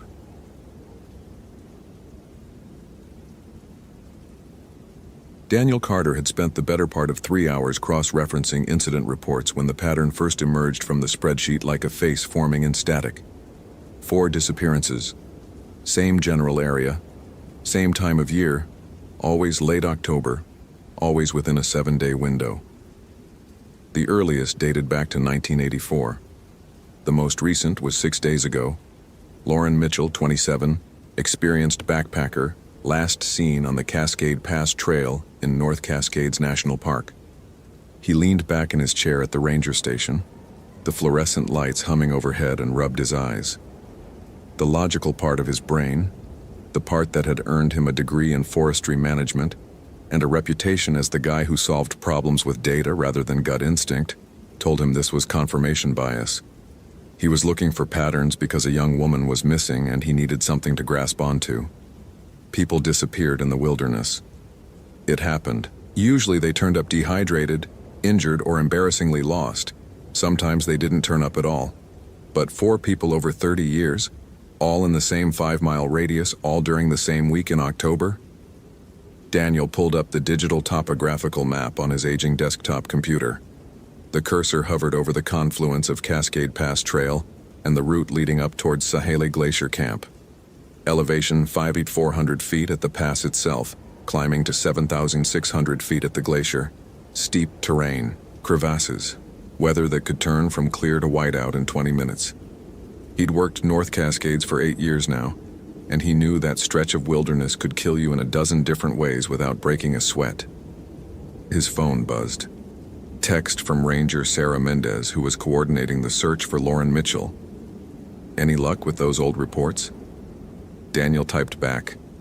Found something. Need to show you. The station door opened, bringing a gust of October wind that smelled like pine and approaching rain. Sarah walked in, her dark hair pulled back in a practical braid, her face showing the exhaustion of 3 days spent organizing search parties. She was 10 years younger than Daniel's 41, but she'd grown up in these mountains and knew them with an intimacy that his spreadsheets could never capture. Please tell me you have good news, she said, shaking raindrops from her jacket. Daniel turned the monitor toward her. Define good. Lauren Mitchell isn't the first person to vanish from that area. 3 others, spread over 3 decades. October 1984, Thomas Brennan, solo hiker. October 1997, Elise Corman, part of a climbing group, separated from her party. October 2006, David Chen, trail runner. Sarah frowned, leaning in to study the map. That's the unusual, but Daniel, we get disappearances, you know that. Same week, Sarah, October 23rd through 29th. Every single time. Brennan was found 2 weeks later at the base of a crevasse. Cause of death was listed as exposure and trauma from the fall, but the medical examiner noted unusual blood loss inconsistent with visible injuries. Corman was never found. Chen turned up 11 months later near Doubtful Lake, 3 miles from where he disappeared. His body was, the report says, desiccated, like he'd been in a desert instead of a temperate rainforest. Sarah was quiet for a moment, her pragmatic mind working through the data. What are you thinking? Serial killer operating on a schedule? I don't know what I'm thinking. That's the problem. Daniel pulled up another file. Lauren's boyfriend reported her missing when she didn't return from a 3-day solo backpacking trip. She's experienced, well-equipped. She filed a wilderness permit. Planned route was Cascade Pass Trail up to Sahel Glacier Camp, then back down. Should have taken her 2.5 days maximum. It's been 6. Search teams have been over that whole area, Sarah said. We found her tent at the glacier camp exactly where she'd planned to set up. Sleeping bag was inside. Her food was properly stored in a bear canister. Nothing disturbed, but no Lauren. Daniel minimized the map and pulled up a scanned image from the 1984 case file. This is from Thomas Brennan's incident. The rangers who found him said something about his campsite. He read from the typed report. Subject's tent and belongings appeared undisturbed. Sleeping bag was still inside tent. Food stores intact. However, subject's boots were found approximately 300 yards from campsite, arranged in parallel, facing northeast. Arrangement appeared deliberate. The fluorescent lights flickered, and both rangers glanced up reflexively. When Daniel looked back at Sarah, he saw that her expression had changed. We found Lauren's boots, she said quietly. Yesterday, about a quarter mile from her tent. I didn't mention it in the main briefing because it seemed, I don't know, strange. They were side by side, laces tied, pointing uphill toward the glacier. The humming of the lights suddenly seemed louder. Daniel felt something cold settle in his chest, not fear exactly, but recognition. The pattern was asserting itself with uncomfortable clarity. I need to go up there, he said. Daniel, we have teams. I need to see it myself. The campsite where the boots were found, the terrain. There's something in the historical data I'm missing, and I can't find it from here. He was already pulling out his topographical map, the paper version he preferred for field work. His fingers traced the elevation lines, the blue threads of glacial streams, the tight clusters that indicated steep drops. Sarah crossed her arms. You're not going alone. Especially not with weather moving in. Noah is calling for a storm system tomorrow night. Then I go tomorrow morning, get up there, look around, and get back before the storm hits. 12 hours max. Daniel met her eyes. Sarah, I know how this sounds. I know I'm the guy who trusts data over intuition. But the data is telling me something's wrong up there. Really wrong. She studied him for a long moment, then sighed. Okay. But you take a radio, a GPS beacon, and you check in every 2 hours. And Daniel?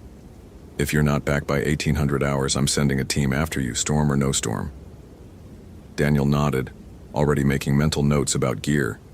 His Garmin GPS map 62s was reliable, though GPS could be spotty in the deep valleys. He'd bring his Motorola T600 radio, backup batteries, his well-worn mountain hardware pack. He'd done this route a dozen times in various seasons. He knew its moods. What he didn't know was why 4 people had vanished from the same small area of wilderness, or why their belongings had been left behind in ways that suggested careful arrangement rather than panicked flight. That night, Daniel sat at his kitchen table in his small cabin on the edge of the park, unable to sleep. He'd printed out all 4 case files and spread them across the worn wood surface. His laptop was open to a browser window where he'd been searching for any historical context that might explain the pattern. Accidents clustered around dangerous terrain. That made sense. But this wasn't about the terrain. This was about the calendar. October 23rd through 29th. He pulled up a calendar algorithm and calculated backwards. In 1984, October 23rd was a Tuesday. In 1997, it was a Thursday. 2006 was a Monday. This year, 2014, October 23rd had been a Thursday. Lauren Mitchell had started her hike on October 24th. She should have been back on the 26th. Today was October 28th. Daniel's fingers hovered over the keyboard, then typed, North Cascades Historical Deaths, 1900-1950. The search results were sparse. Digitization of old records was incomplete. But one result caught his eye. A scanned newspaper article from the Seattle Post-Intelligencer, dated November 2, 1910. Immigrant worker found dead in Cascades. Foul play suspected. Daniel clicked through, squinting at the century-old text. The body of Nicolae Russo, 34, an immigrant laborer from Romania, was discovered yesterday near Cascade Pass by a hunting party. Mr. Russo had been working on trail maintenance for the U.S. Forest Service. According to authorities, Russo died of exposure, but the condition of his body has raised questions. Never seen anything like it, stated Sheriff William Garrett. Body was drained of color, like something had drawn the life right out of him. Several workers report that Russo had complained of feeling watched in the weeks before his death and had become increasingly agitated. He claimed that he was being haunted by something from the old country. The sheriff's office is interviewing several workers who had disputes with Russo prior to his death. The article continued with speculation about murder versus misadventure, but Daniel had stopped reading. His academic mind immediately tried to rationalize. Coincidence, historical curiosity, nothing to do with present-day disappearances, but something else, some instinct he didn't trust and couldn't name, was screaming at him. He searched for more information about Nicolae Russo but found nothing. The case apparently went cold. An immigrant worker's suspicious death in 1910 wouldn't have warranted much investigation. Daniel closed the laptop and stared at the case files. Lauren Mitchell smiled out from her permit photo. Blonde hair, confident expression, the kind of person who belonged in wild places. He would find her, or at least find out what happened to her. That was his job. That was what the data and the patterns and the careful analysis were for.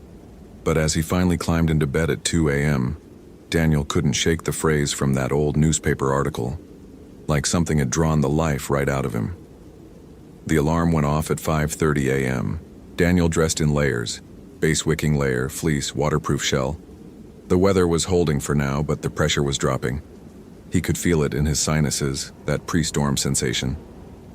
He packed his gear with methodical precision: headlamp, backup batteries, water filtration system, emergency bivvy, first aid kit, food for 2 days even though he planned to be back tonight. His Garmin GPS went into his chest pocket, the Motorola radio into an outer pocket of his pack. At the ranger station, Sarah was already there, looking like she hadn't slept much either. "Forecast got worse," she said by way of greeting. "Storm's moving faster than expected. You've got until 1600 hours, then you need to be heading down. Doesn't matter what you've found." "Understood." Daniel signed out, noting his planned route and expected return time. Official protocol, the kind of thing that helped search teams find you if things went wrong. The drive to the Cascade Pass trailhead took 40 minutes on the winding mountain road.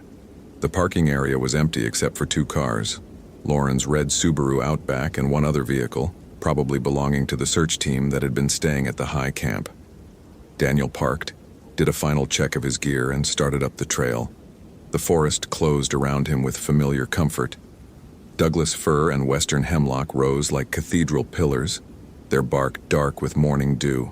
The trail climbed steadily, switchbacking up the mountainside. Daniel had good legs and a sustainable pace. He could cover 3 miles an hour on terrain like this. The pass was 3.7 miles from the trailhead. Sahali Glacier Camp was another 2 miles and 2,200 feet of elevation gain beyond that. He'd been hiking for 90 minutes when he noticed the silence. Daniel stopped, his breath misting in the cold air. The absence of sound was absolute.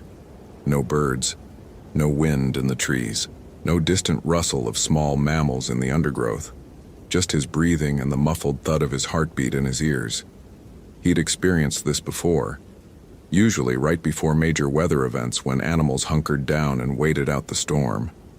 But the sky above the canopy was still clear, and the storm wasn't supposed to arrive for hours yet. Daniel pulled out his radio. "Station, this is Carter. Radio check." Static, then Sarah's voice. "Copy, Carter. You're coming through. Status?" "About 2 miles in, making good time. Weird atmospheric conditions up here, though. Really quiet." "Copy that. Keep me posted. Next check-in at 0930. Daniel continued climbing. The silence persisted, oppressive and unnatural. When he finally emerged above the tree line at Cascade Pass, he was almost relieved, until he saw the view. The pass itself was a saddle between peaks, offering panoramic views of the surrounding mountains. To the north, Mount Johannesburg loomed, its glaciers gleaming in the morning sun.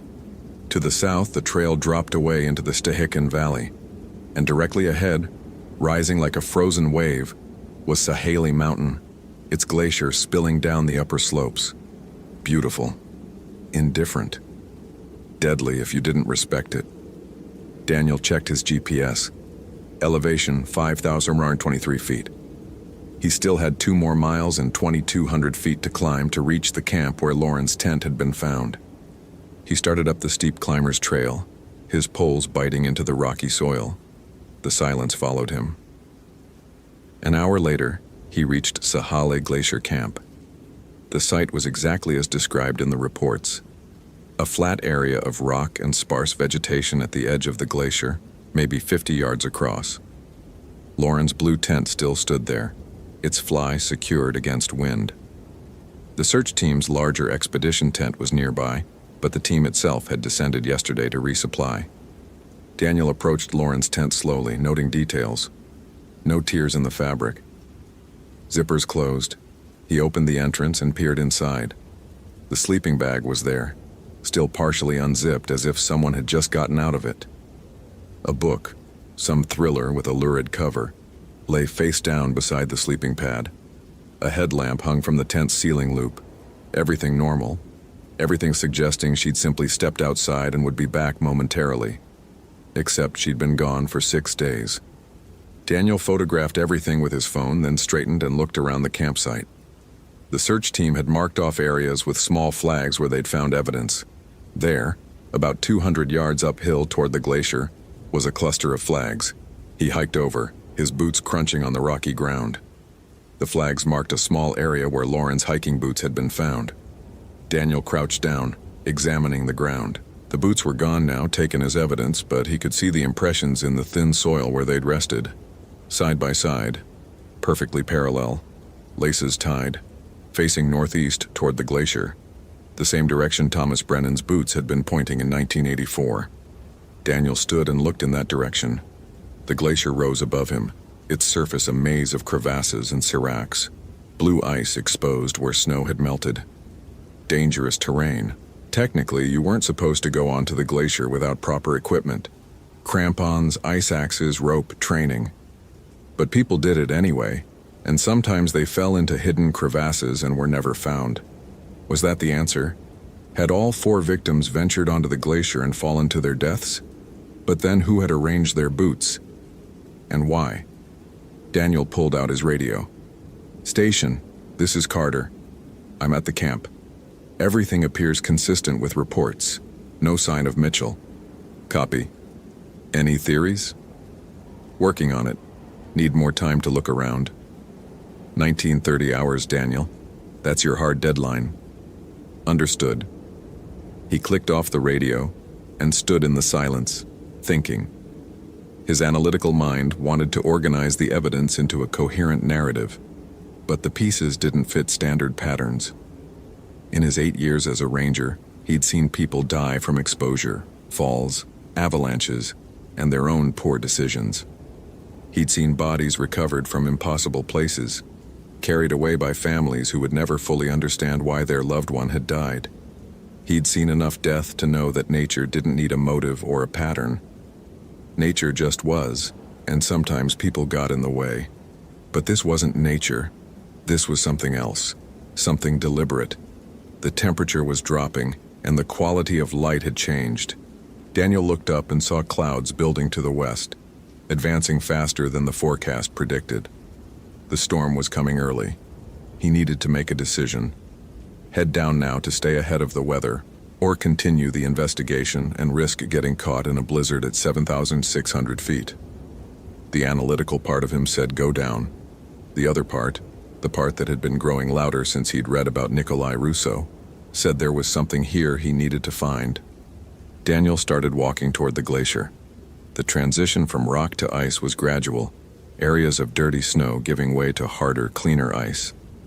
Without crampons, Daniel stayed on the edges, avoiding the obvious crevasses that split the glacier's surface like wounds. The terrain rose steeply and he used his trekking poles for balance, testing each step. He was maybe 100 yards onto the glacier when he found the first marker. It was a cairn, a small stack of rocks, the kind hikers sometimes built to mark trails or memorialize visits. Except this one was different. The rocks were arranged in a specific pattern, almost like a spiral, and there was something woven between the stones. Thin strips of what looked like leather or maybe dried plant matter, dark with age. Daniel photographed it, then looked around. There, another cairn, 50 yards further up the glacier, and another beyond that. They formed a path leading up toward the higher ice. This wasn't random. Someone had built these deliberately, though the weathering suggested they'd been here for years, maybe decades. Against his better judgment, Daniel followed them. The third cairn was larger, more elaborate. As Daniel approached, he noticed there were objects embedded in the rock pile. He crouched down, pulling out his phone to use its flashlight for a closer look. A tarnished silver medallion on a chain, religious imagery, Christian but not a style he recognized. Eastern Orthodox, maybe. He photographed it without touching it. A small leather pouch, cracked and stiff with age. He carefully opened it and found what looked like dried herbs and a slip of paper with faded writing. The language wasn't English. Romanian. Daniel felt his pulse quicken. Nikolai Russo had been Romanian. The fourth cairn had more objects. A knife with a wooden handle, the blade dark with rust. More leather pouches. A glass bottle, empty with traces of some dark residue inside. And bones. Small animal bones, arranged in patterns Daniel didn't understand. This wasn't memorial. This was ritual. He stood, looking up at the glacier. The cairns continued, leading higher into the ice. The clouds were much closer now, and the wind was picking up, carrying the sharp, cold smell of approaching snow. Every rational instinct told him to turn back. Instead, he kept climbing. The fifth cairn was the largest. It stood nearly 3 feet tall, built with stones that must have taken considerable effort to haul up here. The rocks were covered in markings, symbols scratched or painted onto their surfaces. Daniel recognized some of them from his late-night internet research. Protective sigils, wards against evil, crosses mixed with older symbols that predated Christianity, and there, woven into the top of the cairn like a crown, was a circle made of twisted wire and what looked like human hair, blackened with age. Daniel's hands were shaking as he photographed it. Not from cold, from the understanding that was crystallizing in his mind, hard and terrible and impossible. Nikolai Russo hadn't died of exposure in 1910. He'd built these cairns as protection against something, and he'd died anyway. The wind gusted, sharp enough to make Daniel stagger. He looked back down the glacier and saw that the camp was now obscured by blowing snow. The storm had arrived. "Shit," he muttered, pulling his hood up. He needed to get off this glacier immediately. But as he turned to descend, something caught his eye. Movement, higher on the ice. A figure. Daniel's heart jumped. "Lauren?" he shouted, his voice swallowed by the wind. "Lauren Mitchell?" The figure didn't respond. It just stood there, perhaps 200 yards away, motionless against the white backdrop of the glacier. Too far to make out details, but definitely human-shaped. Daniel pulled out his radio, but his cold fingers fumbled it. The device slipped from his grip, bounced once on the ice, and disappeared into a narrow crevasse. No. He dropped to his knees, trying to see into the crack, but it was too deep and too dark. The radio was gone. When he looked up again, the figure was closer, maybe 100 yards now. It had moved in absolute silence, crossing terrain that should have taken minutes, in what felt like seconds. Daniel's analytical mind tried to explain it. Distance perception was unreliable in this environment, especially in blowing snow. Adrenaline distorted time perception. The figure had probably just been closer than he'd initially thought, but he knew, with sick certainty, that he was lying to himself. The figure moved again, and this time Daniel definitely saw it. A smooth, gliding motion that didn't match human locomotion. It was closer now, close enough that he could see it was wearing dark clothing, close enough that he could see it had pale skin, close enough that he could see it had no face. No, that wasn't right. It had a face, but the features were wrong, sunken, desiccated, like something that had been left in a desert for years, but the eyes were bright, fever bright, and they were fixed on Daniel. Every instinct screamed at him to run. Daniel turned and scrambled down the glacier, moving as fast as he dared on the ice. His trekking poles clattered against the frozen surface. Behind him he heard nothing. No footsteps, no breathing, no pursuit. But he felt it anyway. A cold pressure against his back like a physical thing. He reached the fourth cairn, then the third, moving down the path marked by those ancient protective wards. The camp came into view through the swirling snow. If he could just reach it, something grabbed his ankle. Daniel went down hard, his chin striking ice. Stars exploded across his vision. He rolled onto his back and saw it crouched over him. The thing that had been a human being once, maybe many years ago, maybe just days. Its skin was the color of old parchment, stretched tight over bones. Its mouth opened, revealing teeth that were too long, too sharp, filed or grown into points. When it spoke, the voice was dry as wind through dead leaves. Carter.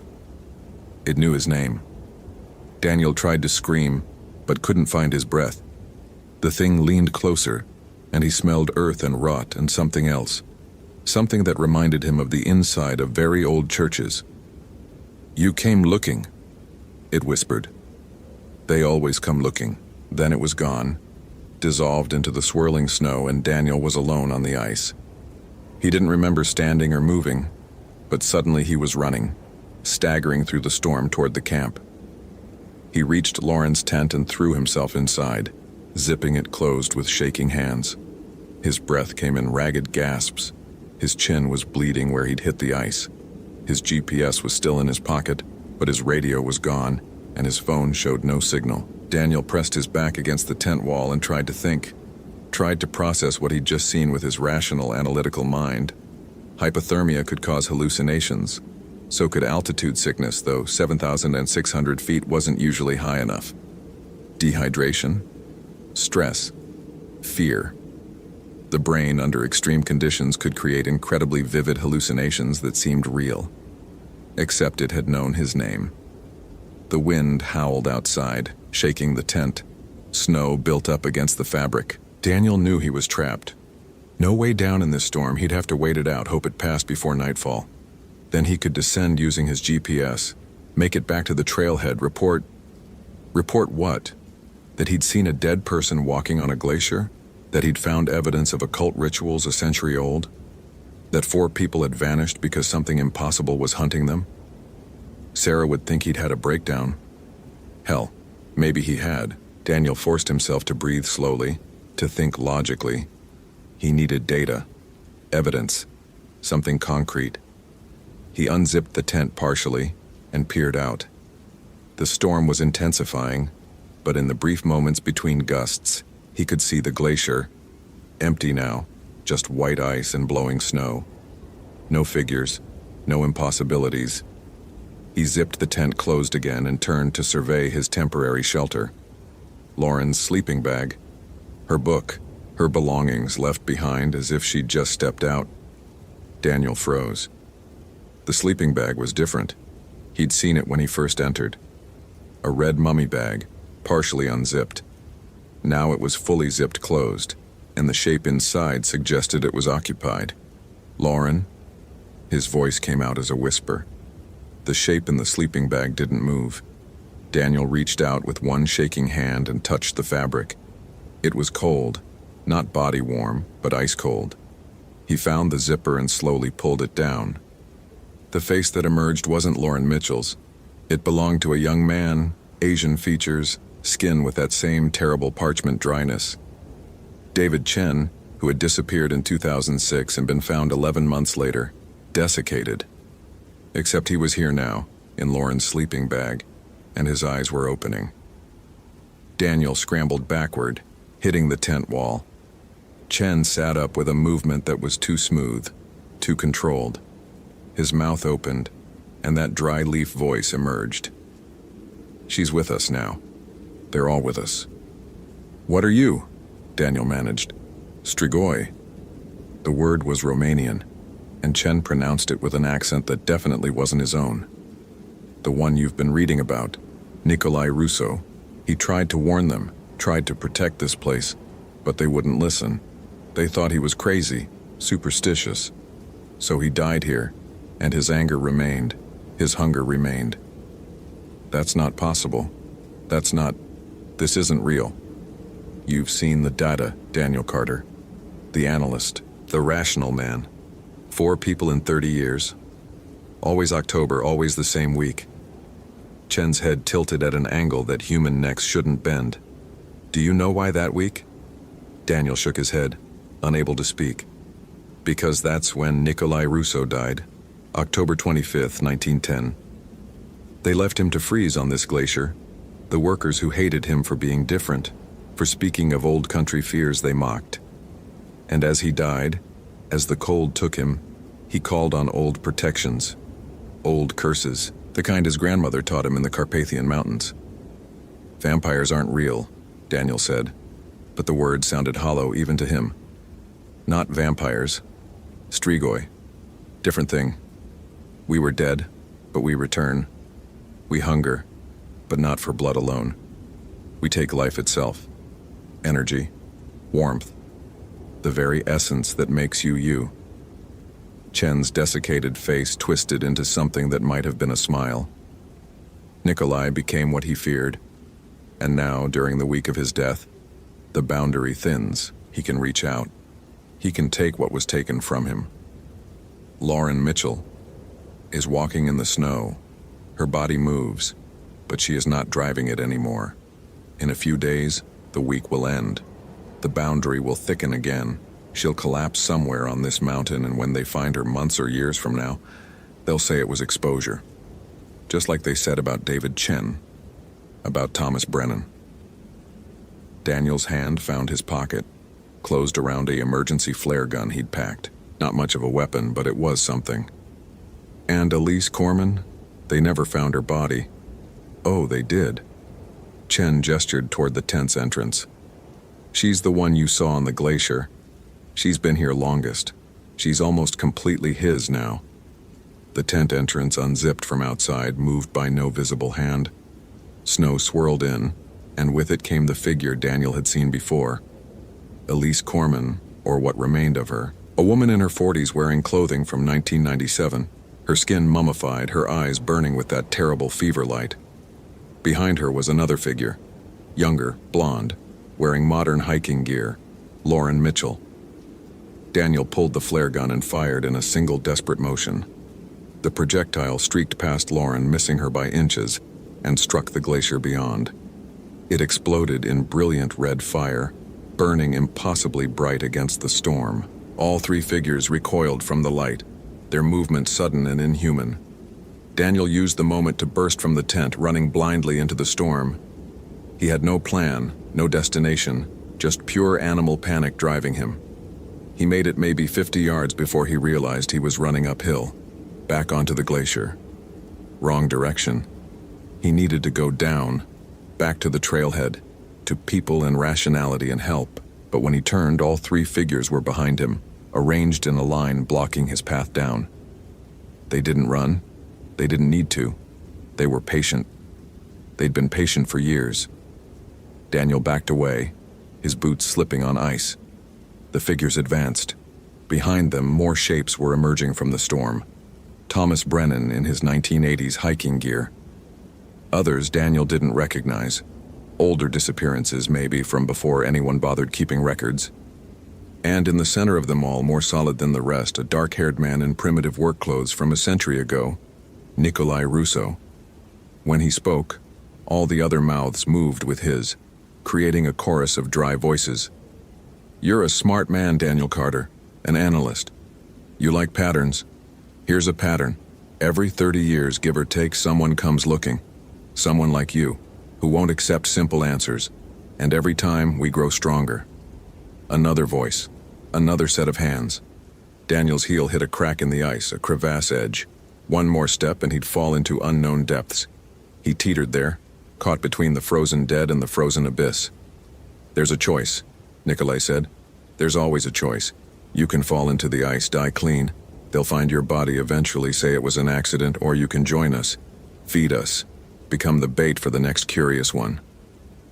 That's not a choice, Daniel said. His voice was steadier than he felt.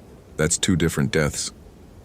Yes, Nikolai agreed, but one has purpose.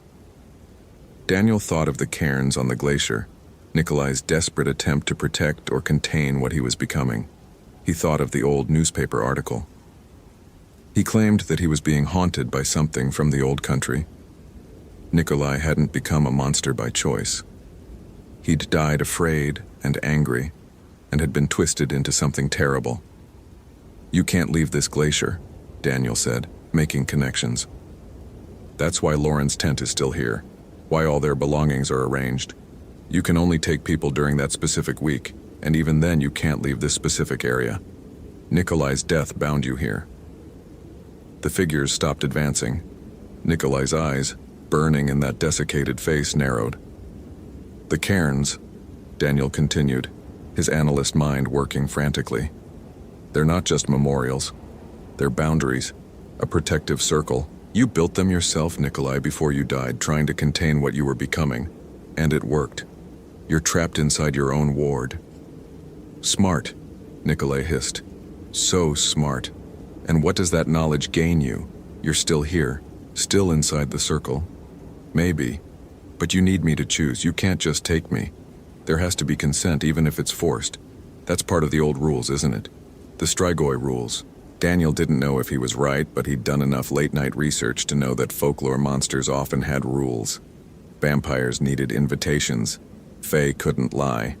Strigoi needed their victims to, on some level, give up. "I don't give up," Daniel said. "I don't consent, and I'm not jumping into that crevasse." "Then you'll die of exposure," Nikolai said. "Slowly. Painfully. We can wait. The storm will last hours. By nightfall, you'll be hypothermic. You'll make mistakes. You'll fall. Or you'll sleep. And when you sleep, I won't be inside the circle anymore when I die," Daniel said. "The storm will push me past the boundary. And if I die outside the circle, you can't take me." It was a bluff. He had no idea if the boundary extended vertically, if the storm would blow him far enough, if any of this folklore logic actually applied to his situation. But Nikolai's reaction told him he'd hit something close to truth. The figure of Nikolai Russo flickered, losing solidity. The other shapes, Lauren, Elise, David, Thomas, began to fade as well, like images on dying screens. "Every year I get smarter," Nikolai's voice came, distant now. "Every victim adds to me. Every curious analyst like you teaches me new tricks. One day I'll figure out how to break my own ward. One day I'll walk down this mountain. And then..." The voice faded. The figures dissolved into snow. Daniel was alone on the glacier. He stood there for a long moment, shaking with cold and terror before he forced himself to move. Down. He needed to go down. The GPS in his pocket would guide him. The storm wouldn't last forever. One foot in front of the other. That's all. Just movement. Just survival. Daniel made it off the glacier as full darkness fell. The storm eased as he descended, and by the time he reached the pass, he could see stars between breaking clouds. His phone found signal around 6,000 feet, and he called the ranger station. Sarah's voice was sharp with relief and anger. "Daniel, where the hell?" "Send a team," he said. His voice sounded strange, distant. "I need extraction, and Sarah. Close the Cascade Pass Trail. Close it for the week of October 23rd through 29th. Every year. Make it official. Avalanche danger, rockfall, whatever reason works. But close it." "Daniel, what happened up there?" "I'll tell you in person. Most of it. Some of it you won't believe." He looked back up at the mountain, at the glacier gleaming under starlight. "But close the trail. Please. Trust me on this." He made it to the trailhead at 3 a.m., where Sarah and a search team met him with thermal blankets and hot coffee and 100 questions. They found Lauren Mitchell's body 3 days later, at the base of a crevasse. Cause of death: exposure and trauma from a fall. Just like Thomas Brennan in 1984. The medical examiner noted unusual blood loss but attributed it to the fall and scavengers. Daniel wrote up his report, careful and clinical. He noted the dangerous conditions, the inadequate weather forecasting, the difficulty of the terrain. He recommended seasonal closures of the upper trail. He didn't mention Nikolai Russo or Strigoi or the burning eyes of the dead. North Cascades National Park implemented his recommendations. For the week of October 23rd through October 29th every year, the Cascade Pass Trail beyond the pass itself is closed to the public. The official reason is avalanche danger. Nobody has disappeared from that area since 2014. Daniel Carter still works as a ranger, still analyzes data and solves problems with logic and careful thought. But there are some reports he keeps in a locked drawer in his office, some patterns he's noticed but doesn't share. Other wilderness areas, other specific weeks, other disappearances that don't quite add up. Sometimes on October nights he dreams of ice and dead eyes and a voice like wind through graves. In the dreams, Nikolai Russo speaks in a chorus of stolen voices, teaching him things Daniel doesn't want to know. And sometimes when Daniel reviews missing persons cases from wilderness areas, he finds himself calculating patterns, looking for weeks and coordinates that repeat.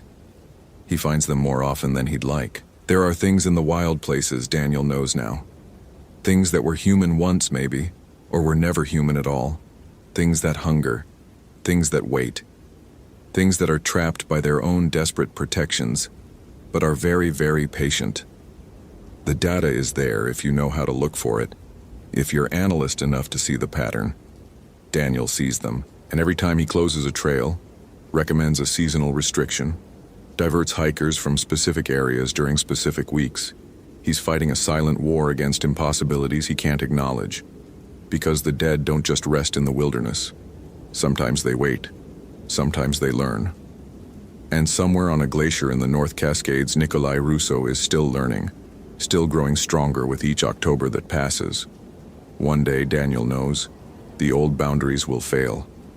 One day the ward will break, but not yet. Not on his watch. Daniel closes his laptop, files away another report recommending a closure, and stares out at the mountains beyond his office window. Beautiful, indifferent, deadly, and patient. So very patient. Hope you felt genuine terror. If you appreciate authentic horror rooted in real folklore, consider following for more stories. Which moment scared you most? Share your theory about what really happened to Daniel on that glacier.